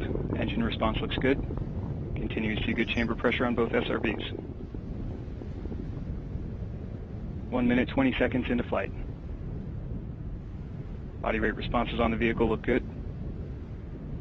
It should be about max Q for now, but they didn't actually announce max Q. 30 seconds in, standing by for SRB burnout. And we have burnout on both solid rocket boosters. Atlas will hold on to the SRBs for an additional 48 seconds prior to jettison. RD-180 has gone back up to full thrust as expected. Engine response looks good. Oh, look at that. 1 minute, 50 seconds in. Atlas is now 17 miles in altitude, 11.5 miles downrange distance, traveling at 2,300 miles per hour.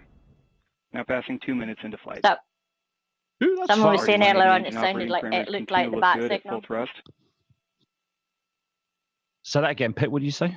Someone earlier on said it looked like the bat signal. And at 2 minutes 11 seconds into flight, the Atlas rocket now weighs just 1/2 of what it did at launch, burning propellant at a rate of 2,800 pounds per second. And we've seen good indication of jettison of both solid rocket boosters. Vehicle's gone to closed loop guidance. Now just under 2 minutes remaining in the booster phase of flight. 2 minutes 35 seconds into flight. RD-180 continues to perform well. Engine's now throttling down slightly. Engine response looks good. And Atlas 5 is now traveling at over 5 times the speed of sound. Ooh, that's fast. Centaur reaction control system. You can just barely see the sunrise coming up over the Earth. Is that what it is on the left side there? Yeah, absolutely. Yeah, and this is the point where you start seeing some really good exhaust effects.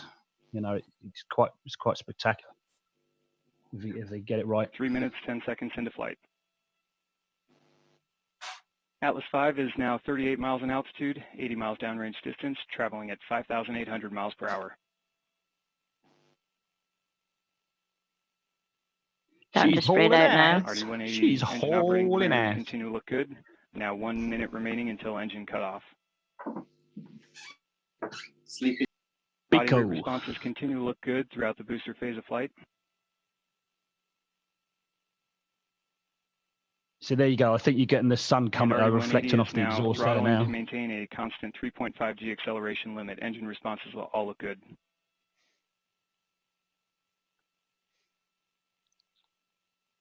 Three minutes 55 seconds into flight. I wonder why the exhaust plume is looking wider and wider and wider as you go up. I wonder why that is. Did you? The boost phase chill down sequence. 20 seconds to BECO. Another nail in the coffin. RD-180 continuing to look good as it throttles to maintain that constant 3.5 G acceleration. Maybe it limit. might have something to do with Atlas PU's gone to pressure open loop in decreasing preparation as you for go up BECO. now, G. And standing by for There you BECO. go. It's getting wider. See? Wonder why that is. Very wide. And we have BECO booster engine cut off, standing by for stage separation. This is the coolest part.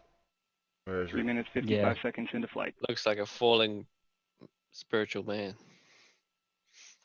Yeah.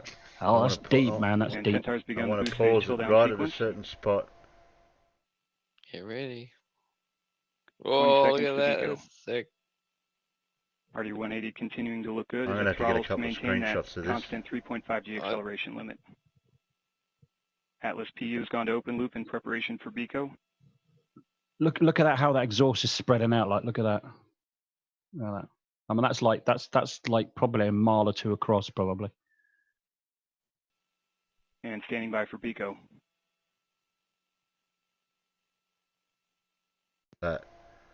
You can see two. You can see one shock wave of it just above that one, and then the next one coming out. Yeah, when the second stage engine kicks in again. And that second stage is called Centaur. The first stage is Atlas, and then Centaur is the second stage. No, I'm talking about the shock wave of when they cut the fuel. Yeah, spectacular in it. Yeah, it's beautiful. Yeah, I agree. Engine cut off, standing by for stage separation. Just shows you the. And we have good indication There you of go. stage separation. Second stage. We have pre-start This on is the amazing casual. And that's all we get to see.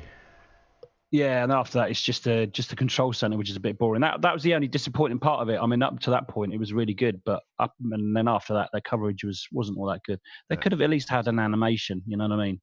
A bit disappointing, but fuck all we can do about that, really, is there? So, excuse my French. Sorry, nothing I can do about that. Sorry. Very, very cool. But see, that's funny at the end there when all that smoke plume is not going anywhere, but jokingly would say that it would fill the available volume, but no, doesn't look like it, does it?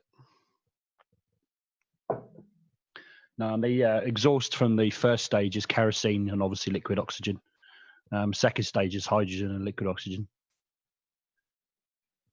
So you probably get more sort of like exhaust plume from the first stage for sure anyway, because it's kerosene. But not only that, by the time you get to the second stage, it's very, very high in the atmosphere. It's, you know, starting to get to the Kármán line at that point. Yep.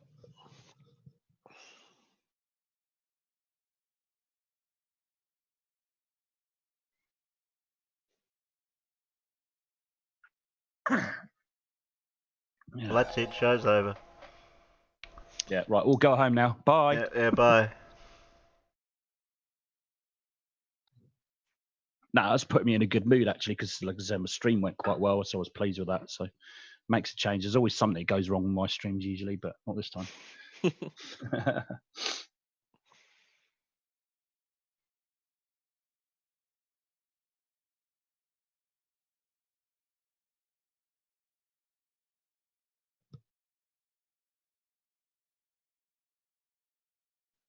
I've just got to figure out how to set everything up for you on having, you know, setting up meets and things like that for like little hangouts and stuff like that occasionally as well. Is what I want to do in the future.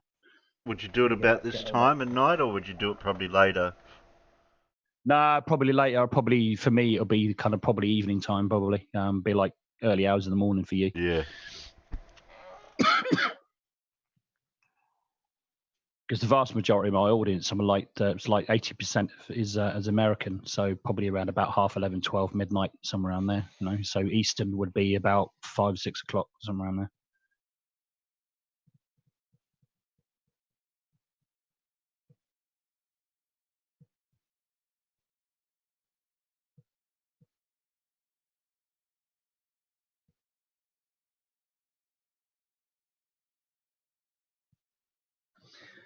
Hopefully we get some good shots of the docking tomorrow. The one for they did for Dragon, you know, the SpaceX Dragon was quite spectacular. It was quite good. So hopefully we should get some good good video of the docking.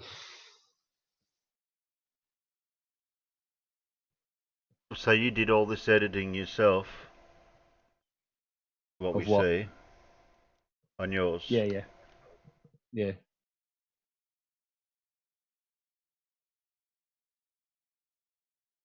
Yeah, that little timer is from a little app called what's it called? Vaz, I think it's called. A countdown timer, I think it's called. Yeah, a little application, and then you just basically copy the as a text to the clipboard, and then what you do is you can then put it as text on OBS, and then you just plug it in, and then it you can put it onto OBS wherever you want. It's quite handy little thing. Oh, Snaz. How does it know what time you're doing it at? Because you had a preset time, what you do, or yeah. What you do is you set it so that it equals the clock on your computer, so it picks that up, so it knows the exact time. Oh, okay. And then you set the time for the actual time for the countdown, what time you want it to count down to. Okay. Yeah, I just cheated and just used the ABS timer for when I go. So that's 3 minute countdown. Yeah. That Spaceman looks good sitting up on the thing. Looks funny. It's perfectly on the whatever that is. Piece of the space station.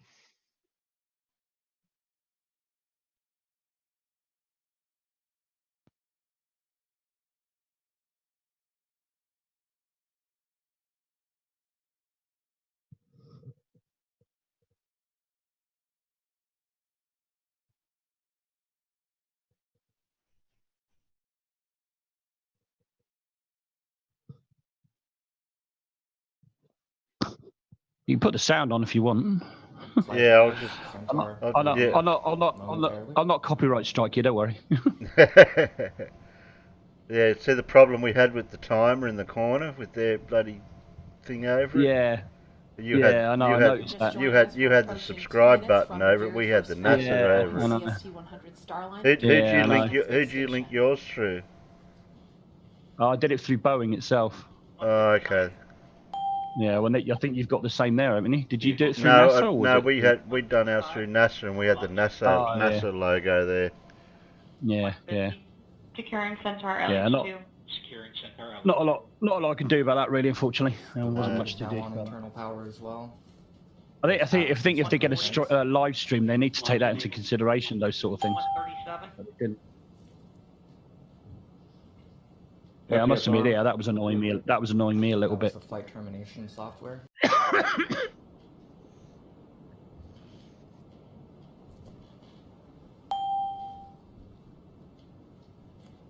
30 seconds. Do you stream at 720? 25 seconds. Status check. Yeah, 720. Go Starliner. Go Starliner. My PC struggles a little bit if I stream it any higher than that. Yeah, I just find 720 is good enough. Yeah, it's good enough for a live stream. It's fine 10, for a live stream. 9, 8, 7, 6, 5, 4. Audio's nice 3, and clear. 2, Yeah, I've got 1, it turned. and lift off. I boosted mine in new era. I boosted it up like that. A bit laggy. Now 10 seconds into flight. Yeah. Vehicles begun the pitch over program. Yours Body rate is response. It's a bit laggy. Why is it laggy? Now 15 I seconds. don't know. It's weird, that is. I had my girlfriend's tablet open with her YouTube, and it wasn't lagging at all. I don't understand why it's lagging there. Why? Already 180 now throttling. Yeah, that's laggy as hell. Oh damn! Didn't go as well as I hoped then. Bugger. Now 38 seconds. Hold on. It could just be because we're streaming it. Yeah, it's because it's getting streamed through. Already 180. It's fine on YouTube. Yeah, it was fine on YouTube, casual. Now passing through. Oh, was it? Oh, okay. Right. Yeah. Chamber pressures on both SRBs continue to look good. RE-180 engine operating parameters also continue to look good. I really do want to go to a launch. I wish I could one day. Oh, didn't see Ozzie And energy Mach leave. 1, Alice 5 is now supersonic. Goodbye. Ozzie energy. And vehicle now throttling up. Engine response looks good. Continue to see good chamber pressure on both SRBs. 1 minute, 20 seconds into flight. Body rate responses on the vehicle look good. What's the bell sound? 1 minute, 30 seconds. I'm not sure. That might have been Boeing's updates. I think I had it open on a browser, Atlas will and I hold think I on might to have the left SRBs for an additional 48 browser seconds audio prior on. to I think it's picking up the ping. RE-180 has gone back up to full thrust as expected. Engine response looks good. 1 minute. 50 I didn't know. I didn't realise that was picking it up. Atlas is now 17 miles in altitude, 11.5 miles downrange distance, traveling at 2,300 miles per hour. Now It's not as well as I should have hoped to done. I should have turned the browser audio off. Continue to look good at full thrust.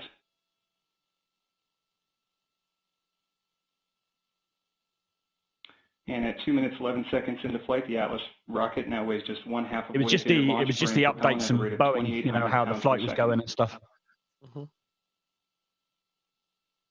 And we've seen good indication of jettison of both solid rocket boosters.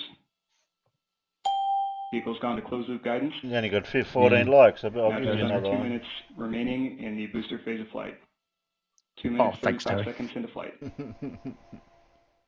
Well, you got 117 RE-180 views. continues to perform well.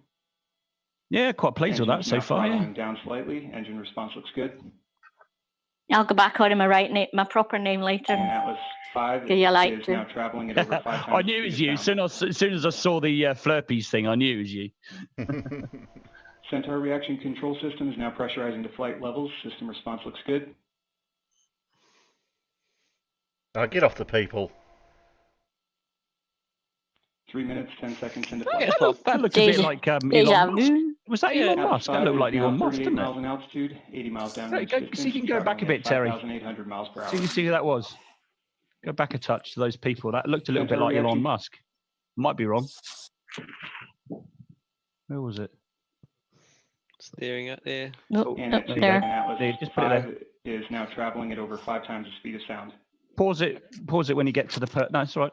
Keep playing. Pause it when you get to the thing. Centaur reaction control system is now pressurizing to flight levels. System response looks good. Pause it. No, maybe not. I thought maybe that was Elon Musk, but it's not, is it?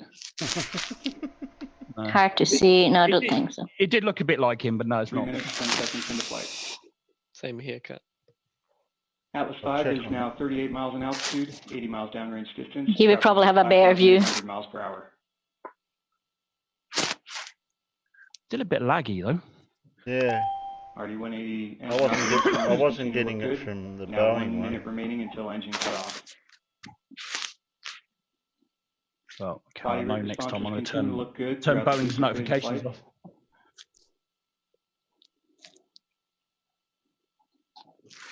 And RD-180 is now throttling to maintain a constant 3.5 G acceleration limit. Engine responses will all look good.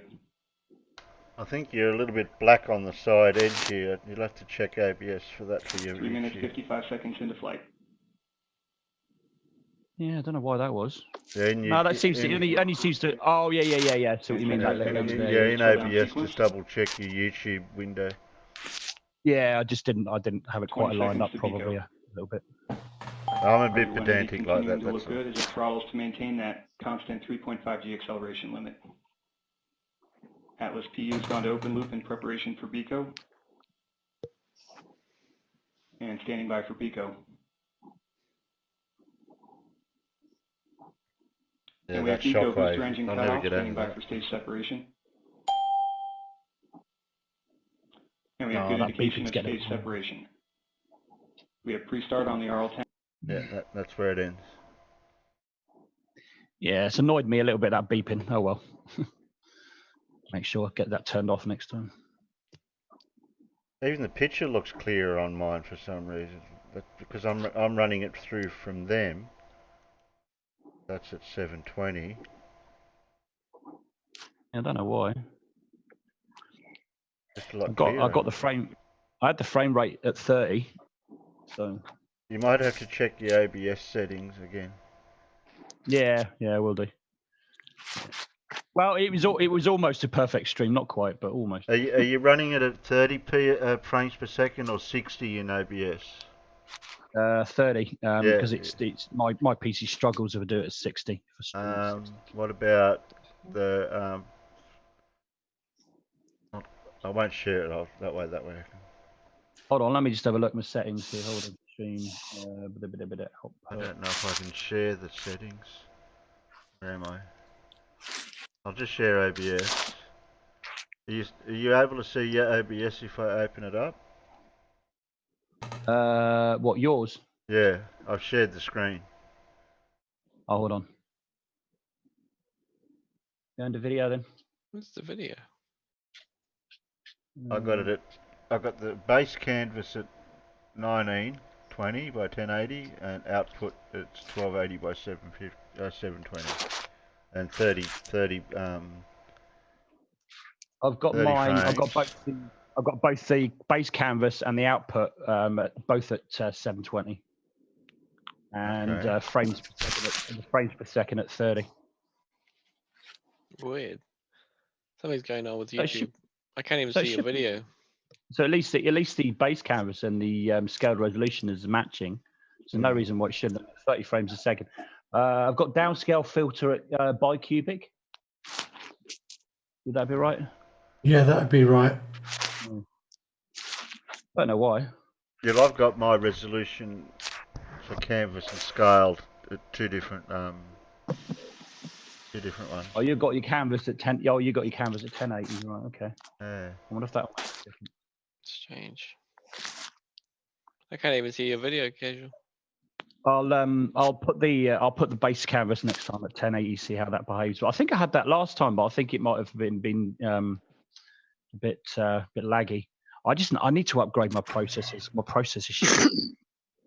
You may not see it for a while, Sheeple, because it was a live stream. So depending on the length of it and the size, then it can take YouTube a while to process it before it goes back to live again.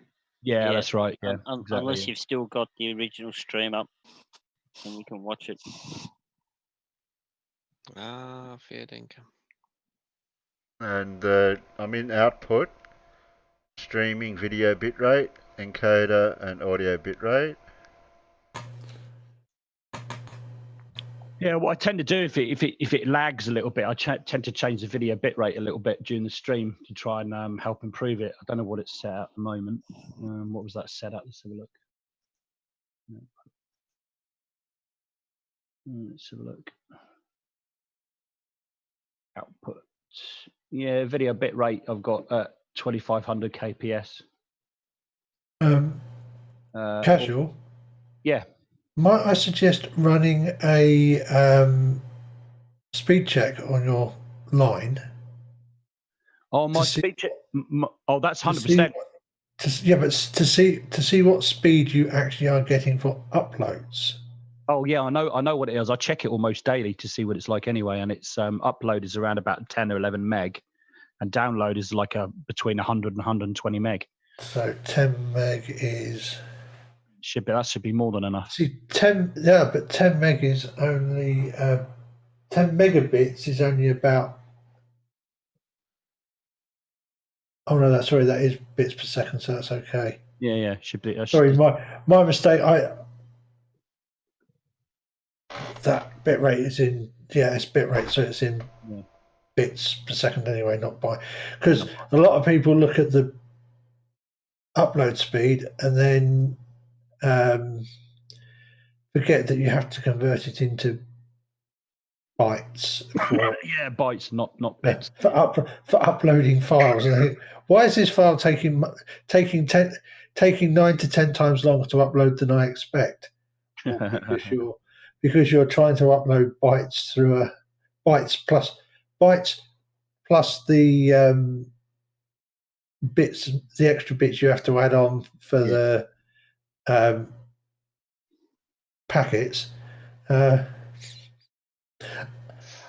Upper pipe rated in bits. Yeah, exactly. Yeah, I know what you mean. Well, that's the only thing I've seen. I think need to change really was just that. It was just changing it to. What was it the video? It was a video output, wasn't it? I'll put the canvas resolution at 1080 and leave the output at 720. See if that makes a difference. I'm just thinking maybe if I turn the frame rate perhaps down to 29.97, that might help with the lagging maybe perhaps a bit. Just turn it down just a touch. What do you reckon? I wouldn't have thought that would have made any difference. In fact, 30 frames per second would be 30 or 60 is optimal for YouTube because they optimize it for the American market, not us. I think Terry's gone and made himself a coffee again. No, I haven't. No, I haven't. No, I haven't. No, I haven't. That bloody machine's bloody loud and horrible. He's frothing his milk, making a cappuccino. Is he doing another launch in his bedroom? Who I say? It's either that or he just flushed the toilet. No, it was the kettle. I was busted. Doing a Riley. Oh, that's why I reckon that he does all these line streams inside his toilet, doesn't he? That's what it is. He's just going to the toilet flushing it. Just gets up and sits on the toilet and away he goes. I do have a mute button here, but I'm not sure if it works. What do you mean? It definitely works. Why would it work? I got a Good night, mute John. button on mine. Night, John. Night, John. Night, John. I can just lift my mic up and it turns off. Well, I press the button, but I don't know if I'm muted.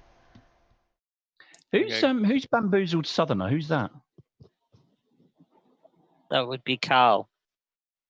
Yeah, he's lurking. Oh. Carl's just lurking. Carl who? Carl from South Africa. Carl Edwards. Carl Edwards. Oh, okay. All right. I didn't know he was in. All right. Lurker in chief. Yeah. Shout out, Carl. Yeah, I know which Carl you're talking about. Yeah. Yeah, he's in everyone's streams. But has he actually been speaking today? No, he's just lurking. He's just lurking, is he? Did he leave the money on the fridge? Yeah, he put a $5 note up there.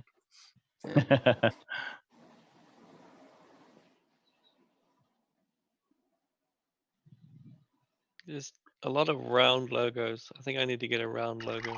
Round username. Oh, Terry. The hell? Ah, sorry. Harry, Unirock will be presenting this in a day or two to say that you were pissing on stream. Yeah, exactly. Just all kind of rumours. Riley Mark II. Yeah.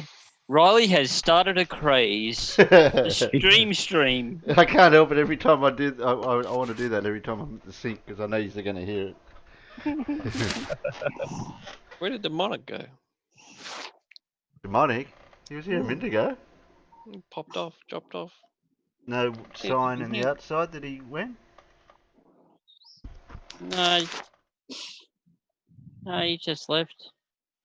It happens. How rude. Yeah, how rude. It happens sometimes when you have to go like in the middle of presenting and stuff like that. But...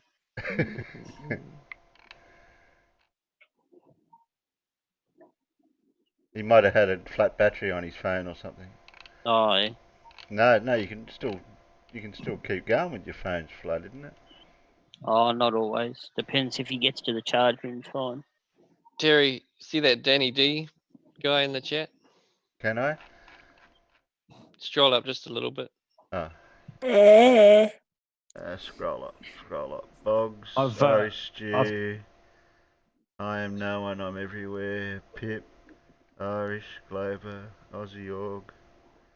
It's got a green logo there. Irish Stew doesn't live a million miles away from me, actually. Yeah, Irish Stew. Yeah. Danny D's a good dude. He was battling the flat earthers with me on Globe Light Tour chat rooms. Okay. Just let you know, good dude. Irish Stew is pretty much just up the road from me, really. Just probably about a 20-minute, half an hour drive. Yeah. So he gets about a bit as well, Irish Stew. You want to make him blue one day? He's trustworthy. Does he drive for an hour to avoid you? Harsh. Irish Stew. Did we work out 6? Irish Stew said he had something for me too. I vaguely remember something. Remember where I seen it? Stu, I'm struggling with that tune. I can't get it at all. I've changed my name on the panel just for you in your honour, Terry. Terry likes to stream on stream. Oh, Harsh. Speaking of Harsh, where's Bandy? I think Bandy's on a date tonight. On a date. Oh, Again? Again, yeah. So it sounds like sounds like this is the one. Oh, it's the one right now. Yeah. He treats his Isn't girlfriend. that the only one that ever matters? He treats his girlfriends like throwaway stuff.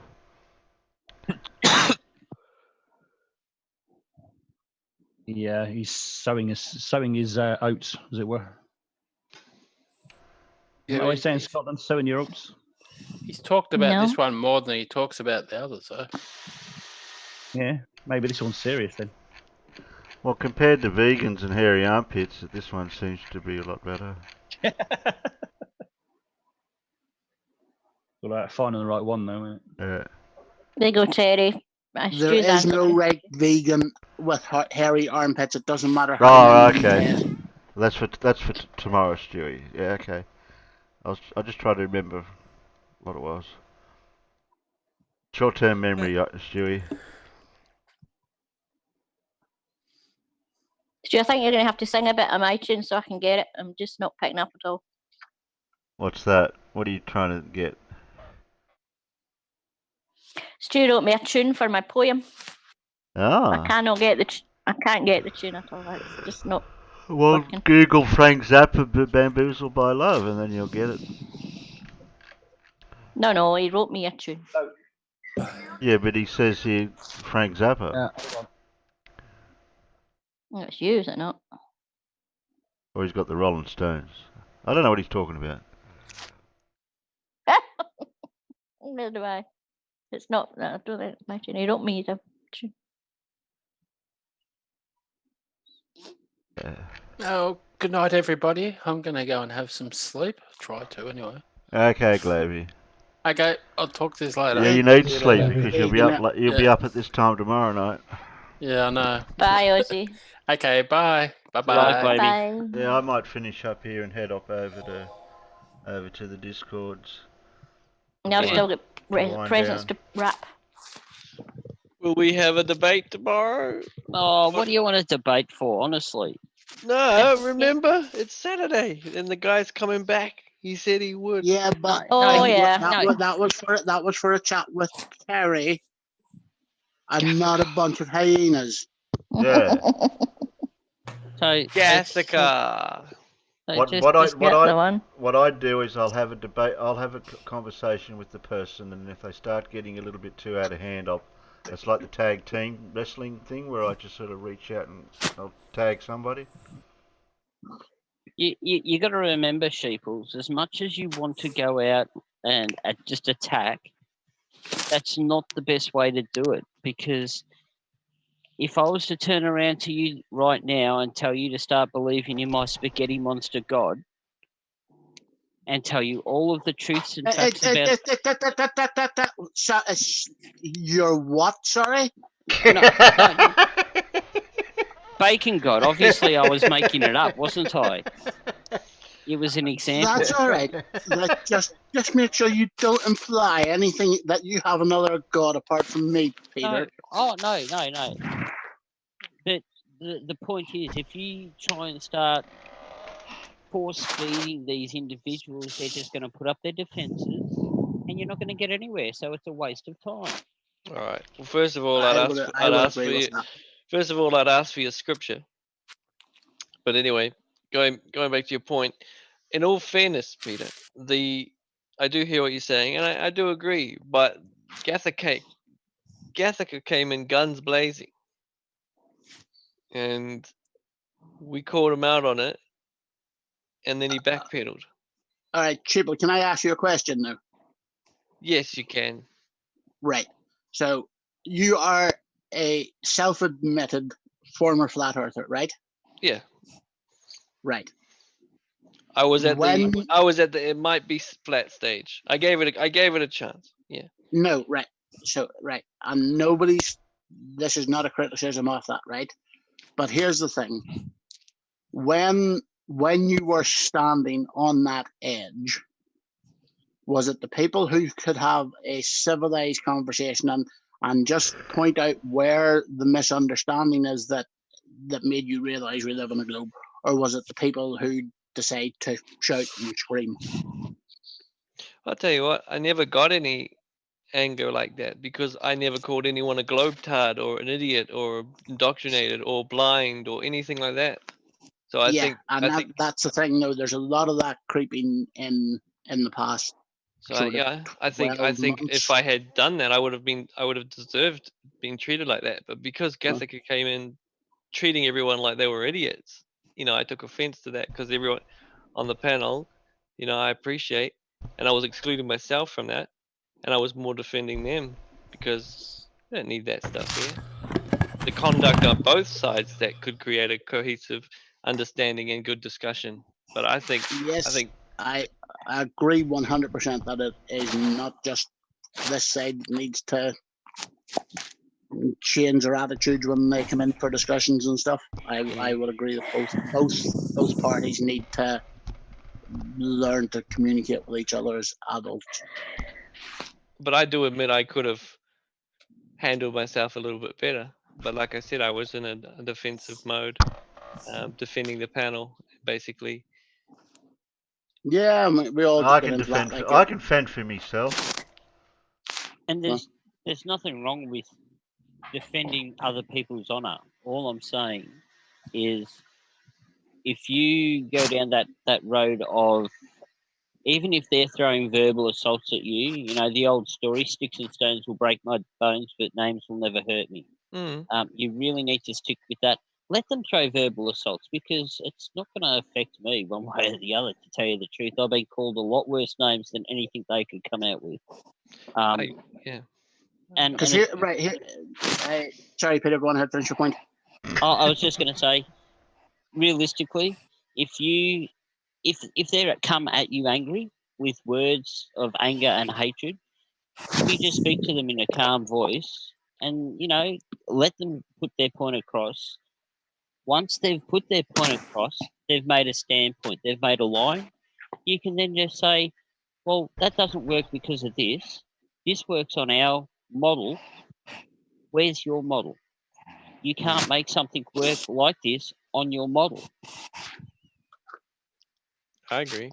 So it's just, rather than attacking them, showing them that, well, it can't work on a flat Earth. These things don't work on a flat Earth. Forget your gravity. Forget your air pressure. You can't make everything else work. You can't even make the moon and the sun work. You can't make the stars work. It's the simple process of planting a seed in their mind that they can actually go and look for themselves and go and research for themselves and say, well, bugger me, he's right. Yeah. All I did was call it out. Yeah, no, that's fair enough. But take the two people on this panel who are probably two of the most laid-back people there are in Terry and Alan.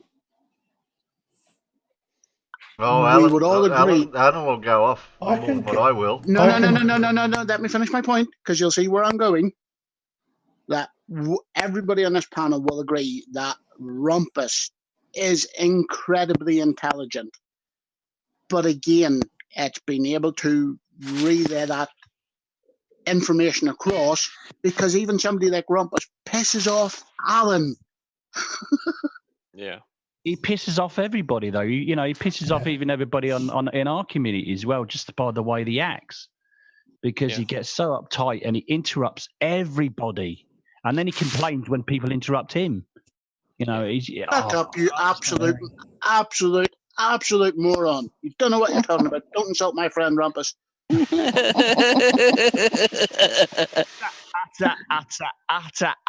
Utter moron.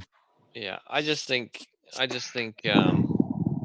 Gathic came in and treated this like it was some kind of American stream, where they can just attack and from the shadows and everything. But when he was called out on it, like, come on the panel. I think it took him back a little bit, and he had to kind of, backpedal and do the whole thing. And I saw that, I saw that change within the chat.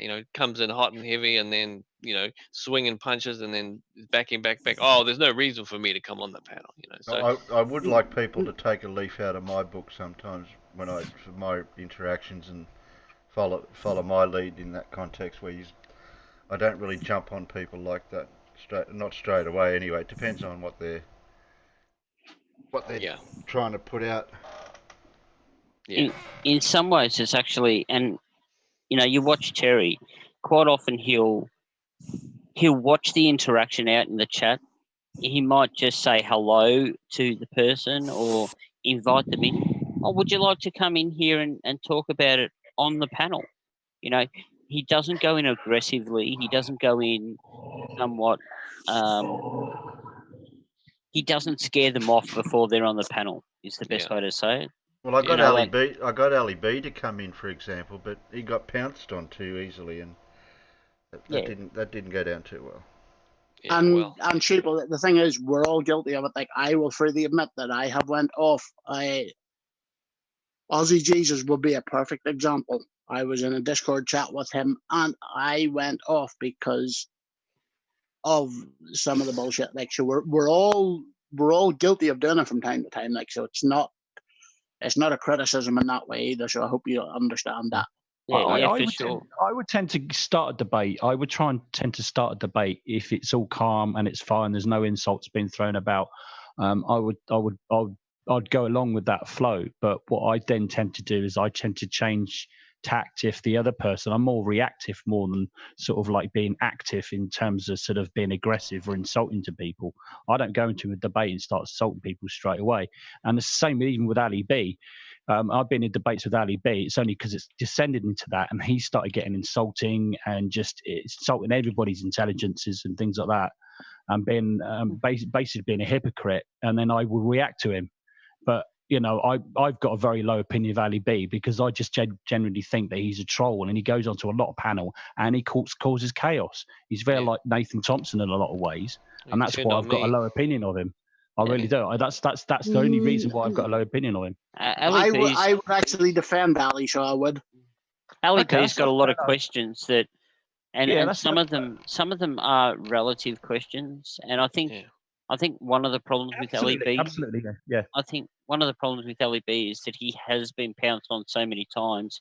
As soon as he gets a hint of it, he gets his heckles up. Yeah. Well, he's turned on me, told me that I should be embarrassed and ashamed of myself for joining the bandwagon. Yeah. Well, that's the sort of thing. That's the sort of thing he does pretty regularly, all the time.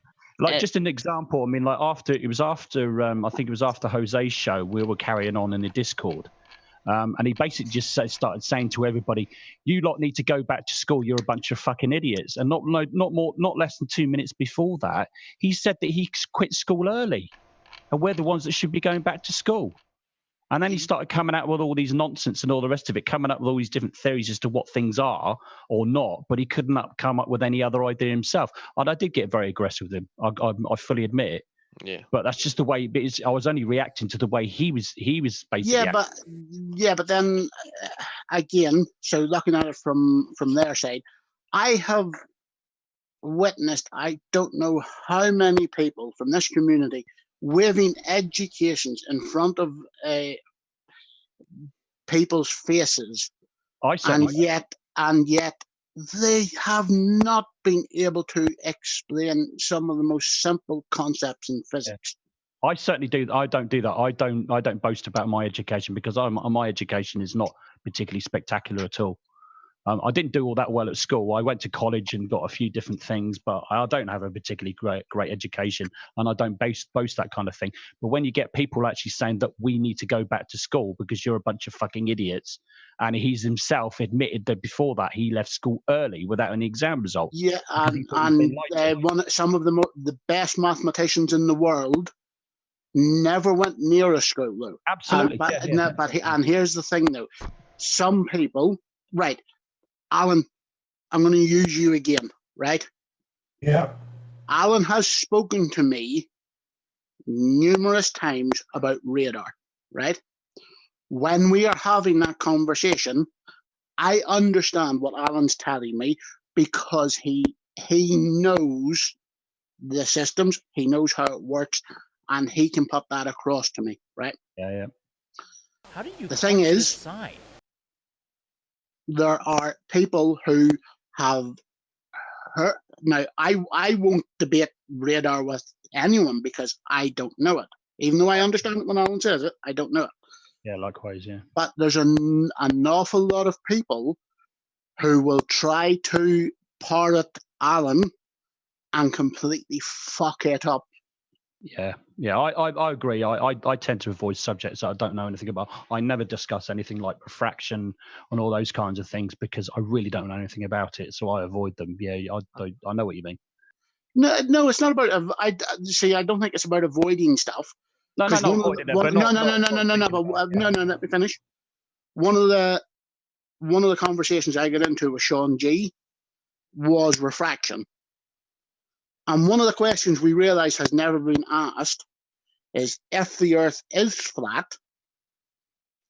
and we had this level atmosphere going across this flat plane, would the effects of refraction actually be the same as they are on the globe? Because obviously we have that curved surface, the atmosphere is curved. If it was flat, would refraction operate in the same way? Well, sort of, yes, but sort of, no. No, but that's what I mean. Like, it depends. Obviously refraction will still happen, but when you get mirages and stuff, would they appear in the same way? Would they appear to be extended above up in the air and stuff like that there? And it was quite an interesting talk when we tried to think, well, what the hell, what way would it work if the Earth was flat? Yeah. Yeah, I mean, you could potentially arrange all the atmospheric layers just right to completely mimic what we see on a flat Earth. Yeah, you could do it on a. You could, but you'd have to have some really. You'd have to make the atmosphere do some really weird shit. Right. No. Well. Right. Well. So here's one of the things we were trying to work out, Alan. Right. You know the Chicago skyline images where the images is refracted up above the horizon, right? Yes. Obviously, the light's bending through the atmosphere. So if the Earth was flat, would those light rays actually get to you, or because the atmosphere is flat, would they not actually reach your eyes unless you were closer to the object in the first place? Would it give a false representation of where you're seeing it, or would you have to change your location to get the same effect? It would depend. It would depend on your viewing angle. Yeah, the elevation. The lower, yeah, that's what I mean. Like the lower your elevation, the more. Because obviously, if you are at anything that is at your eye level, will have no refraction. Stuff that is above and below your eye level will have refraction, and it's likely to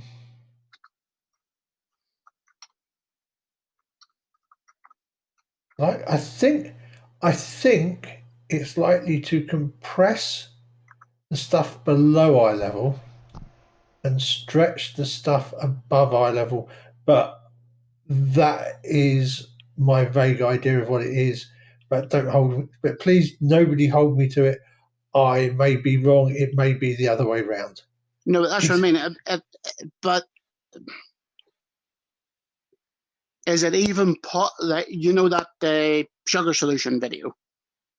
The sugar solution video where they pass the laser through it? Oh, yes. Right. Is that a closer representation to what would happen on that's an exact flat Earth, or that's an exact representation of what a flat Earth would do? Right. So if obviously the scale is the problem, right? Because you can't pass a laser through a mile-long sugar solution.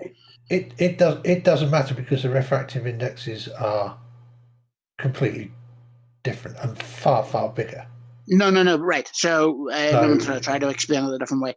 If you took a mile-long, so if you have this sugar solution on one of the LEGO radar arms, right, and you shone a light from one end through to the other, okay. Yeah. So for a mile, we'll just say it's a mile long for easiness, and you had a mile long container with sugar solution that conformed to the curve of the Earth. Would that light, would the bend in that lineup light be the same? No, because you can't model it because the refractive indices are different. The only way you can model it is if you have the same refractive indices across the same distance, and you can't do that in a sugar solution. What you can use the sugar solution for is to show you which way the light will be deflected. So even if you have the same sugar solution in each container? So if I remember rightly, when they put the laser in, as they tipped it downwards ever so slightly, it curved downwards, which would mean that you would, what I said would be correct. You would tend to compress up the stuff that is below eye level and stretch out the stuff that is above eye level, and eye level will be unaffected.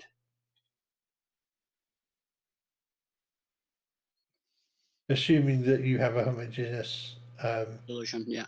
Atmosphere for the atmosphere on a flat Earth, assuming that it was generally not being mixed, but was allowed to form the layers so that standard refraction would happen.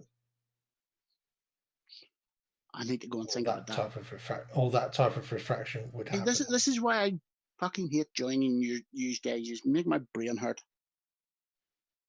Yeah. You love it. Sorry, mate. It's only because I've done photography for. No. But 45 years. The thing is, I get exactly what you're saying, but now I need to go and translate it into idiot for me. Yeah. I try to make it as simple as possible.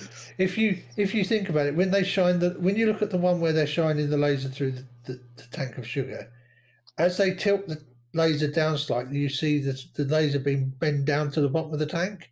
Yes. So effectively, if you were in the bottom of the tank looking at the laser would appear to be higher. So it would compress up towards eye level. Right. So right. Stop there, because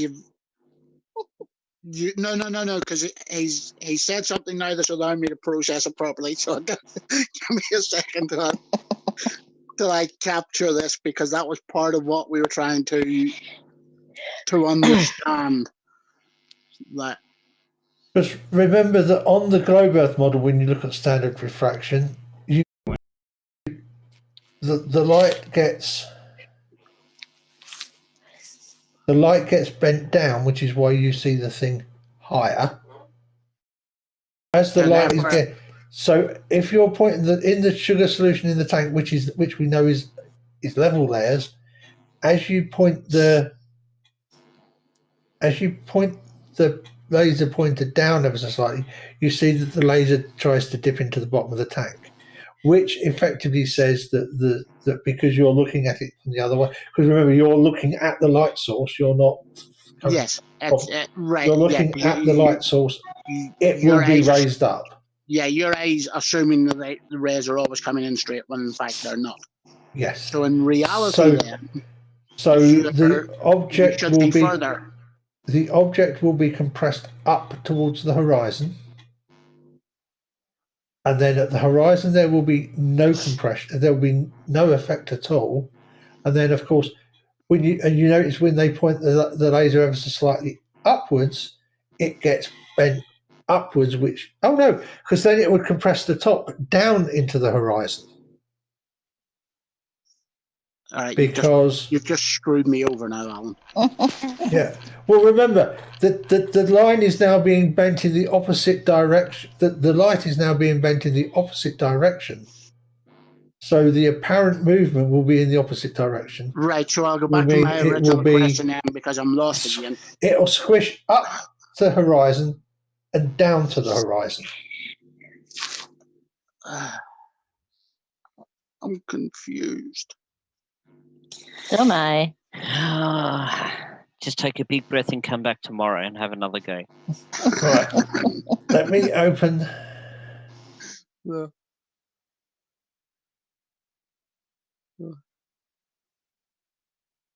So maybe if I ask a different question, I'll get it a bit better.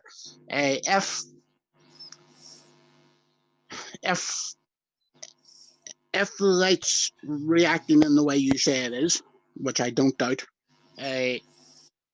does that mean that if I was on a flat plane, that these mirages and effects like the Chicago skyline should be observable from even further away? No, you would just see it get bent down. So then, and then you would see it you'd see the bottom get bent up and the top get bent down, and it would be all rather very. Right. So then you shouldn't see that. Basically, then you're saying that you shouldn't see that elongation that you get in the Mirages then at the top of the image. If we were on a flat plane. Right. Let me see if I can do this. Get rid of them because I do need to be able to see the screen. Right.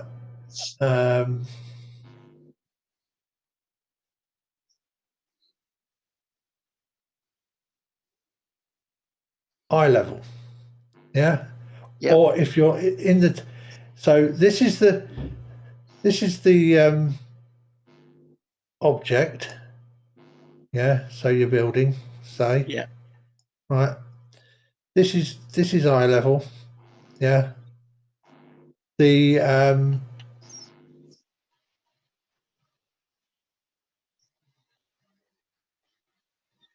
light from here will the light from here would go like that in the curve. Yeah. Yeah. And the light from up here would go like that.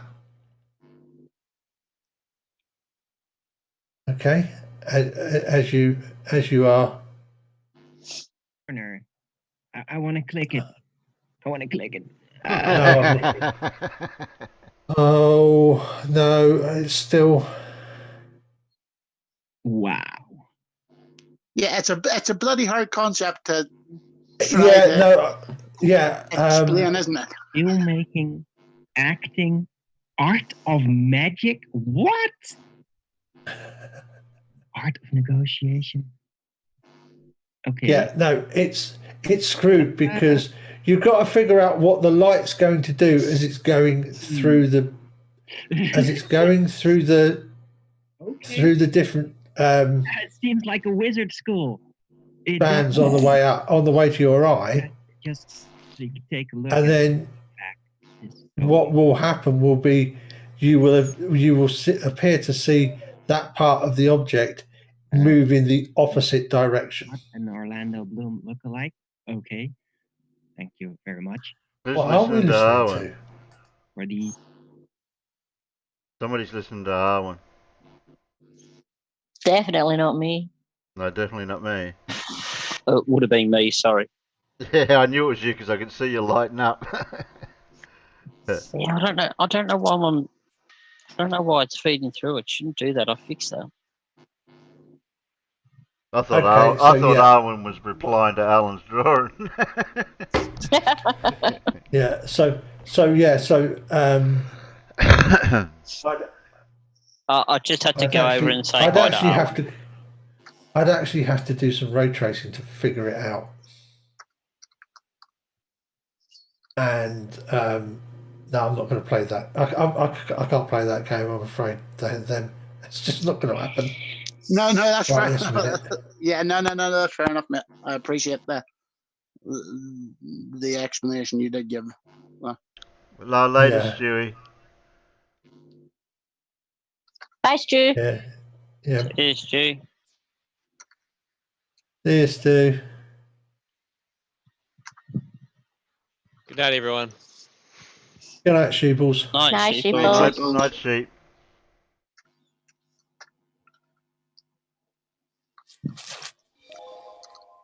I'm not far off myself.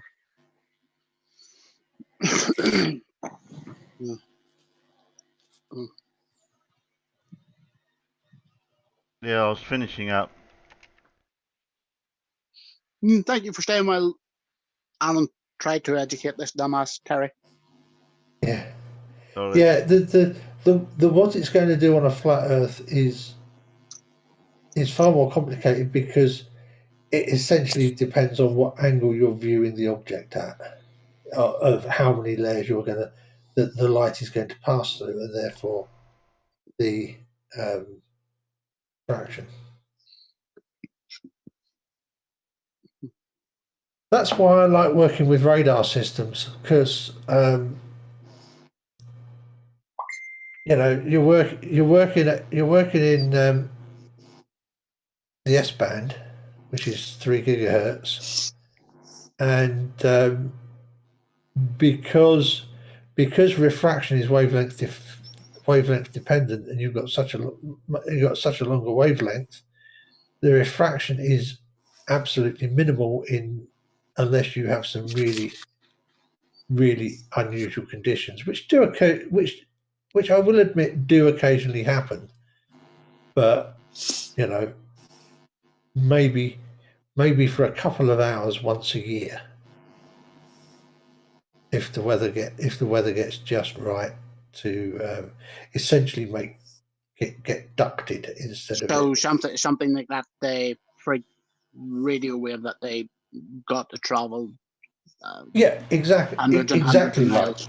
Exactly like that. You know, sometimes we get freak weather conditions, and we will actually get ground returns off of the Dutch coast. Mm. You know, but like that's like maybe for a couple of hours, one day. What usually in the summer, usually when there's a high pressure, usually when there's been a high pressure system sitting around for a while, sometimes you will get temperature inversions and stuff happen that just make this shit happen.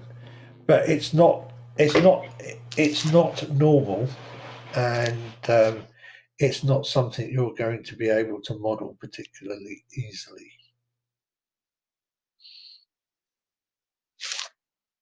But as So I say, at least I get to ask you instead of Rumpus.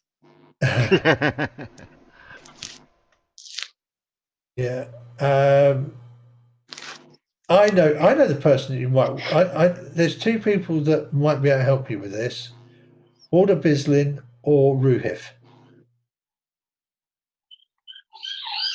Because Ruhif has his own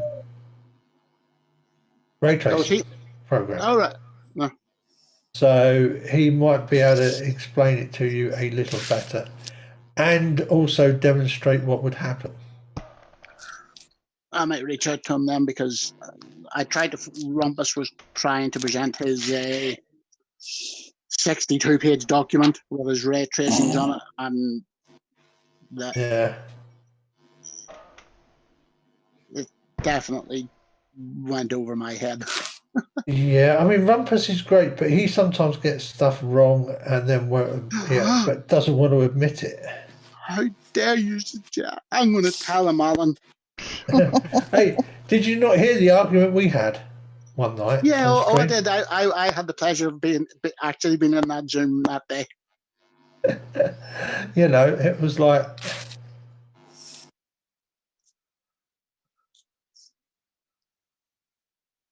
because he'll shout people down, won't he? So I just like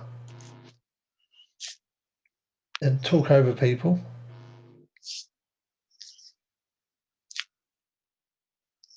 Yeah, he's a very clever bloke, but you can't tell him he's wrong. And unfortunately, like everybody, he's not perfect. It's a good thing I'm not everybody.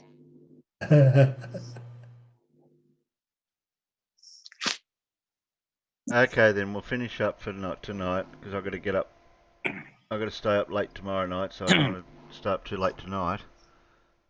Been streaming for enough for now, or twice today, I think. Yeah.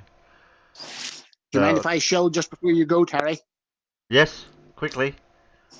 Marvel Girl at 9 p.m. UK time tonight is Conspiracy Cats versus Canto, and hope to see you all there. Oh, yeah, me there. I'll have to watch before we do go, Terry, can I just? Yes, I know what you need to shout. I'm just going to do my quick e-beg. Yeah. Yeah, if oh,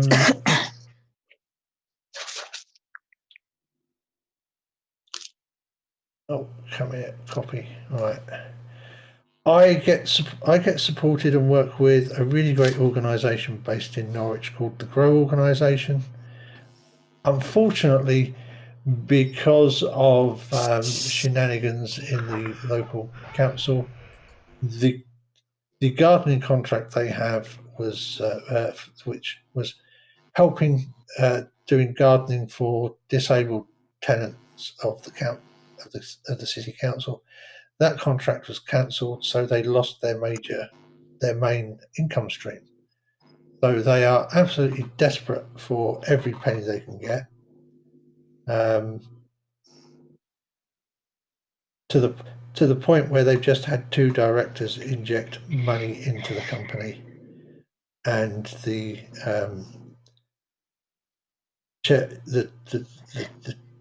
boss hasn't taken a wage out of the company in 10 years. So if you can help, please help. There is the PayPal donate page link. If anybody can manage any sort of donation, it will be very gratefully received. Thank you. Okay then. There we go. E-begging done. Yeah. For a good cause. All good causes need to be helped. And they help the community and people that are out there. Yeah, I mean it doesn't just help the veterans and blue light services people. It is a community organisation that attempts to help everybody in the community. Okay then. Thanks, Terry. Thanks, Alan. Yeah. Thanks, Alan. So catch us all tomorrow night, hopefully. Same bat time, same bat channel. Oh no, not the same time, but you know what I mean. Later, everyone. Thanks everyone on the panel for joining. Bye, YouTube. Bye, YouTube. Bye, YouTube world. And don't forget, Casual's going to be doing another live stream tomorrow night, so hopefully we might be able to bump into that one too. That'd be good. Righto.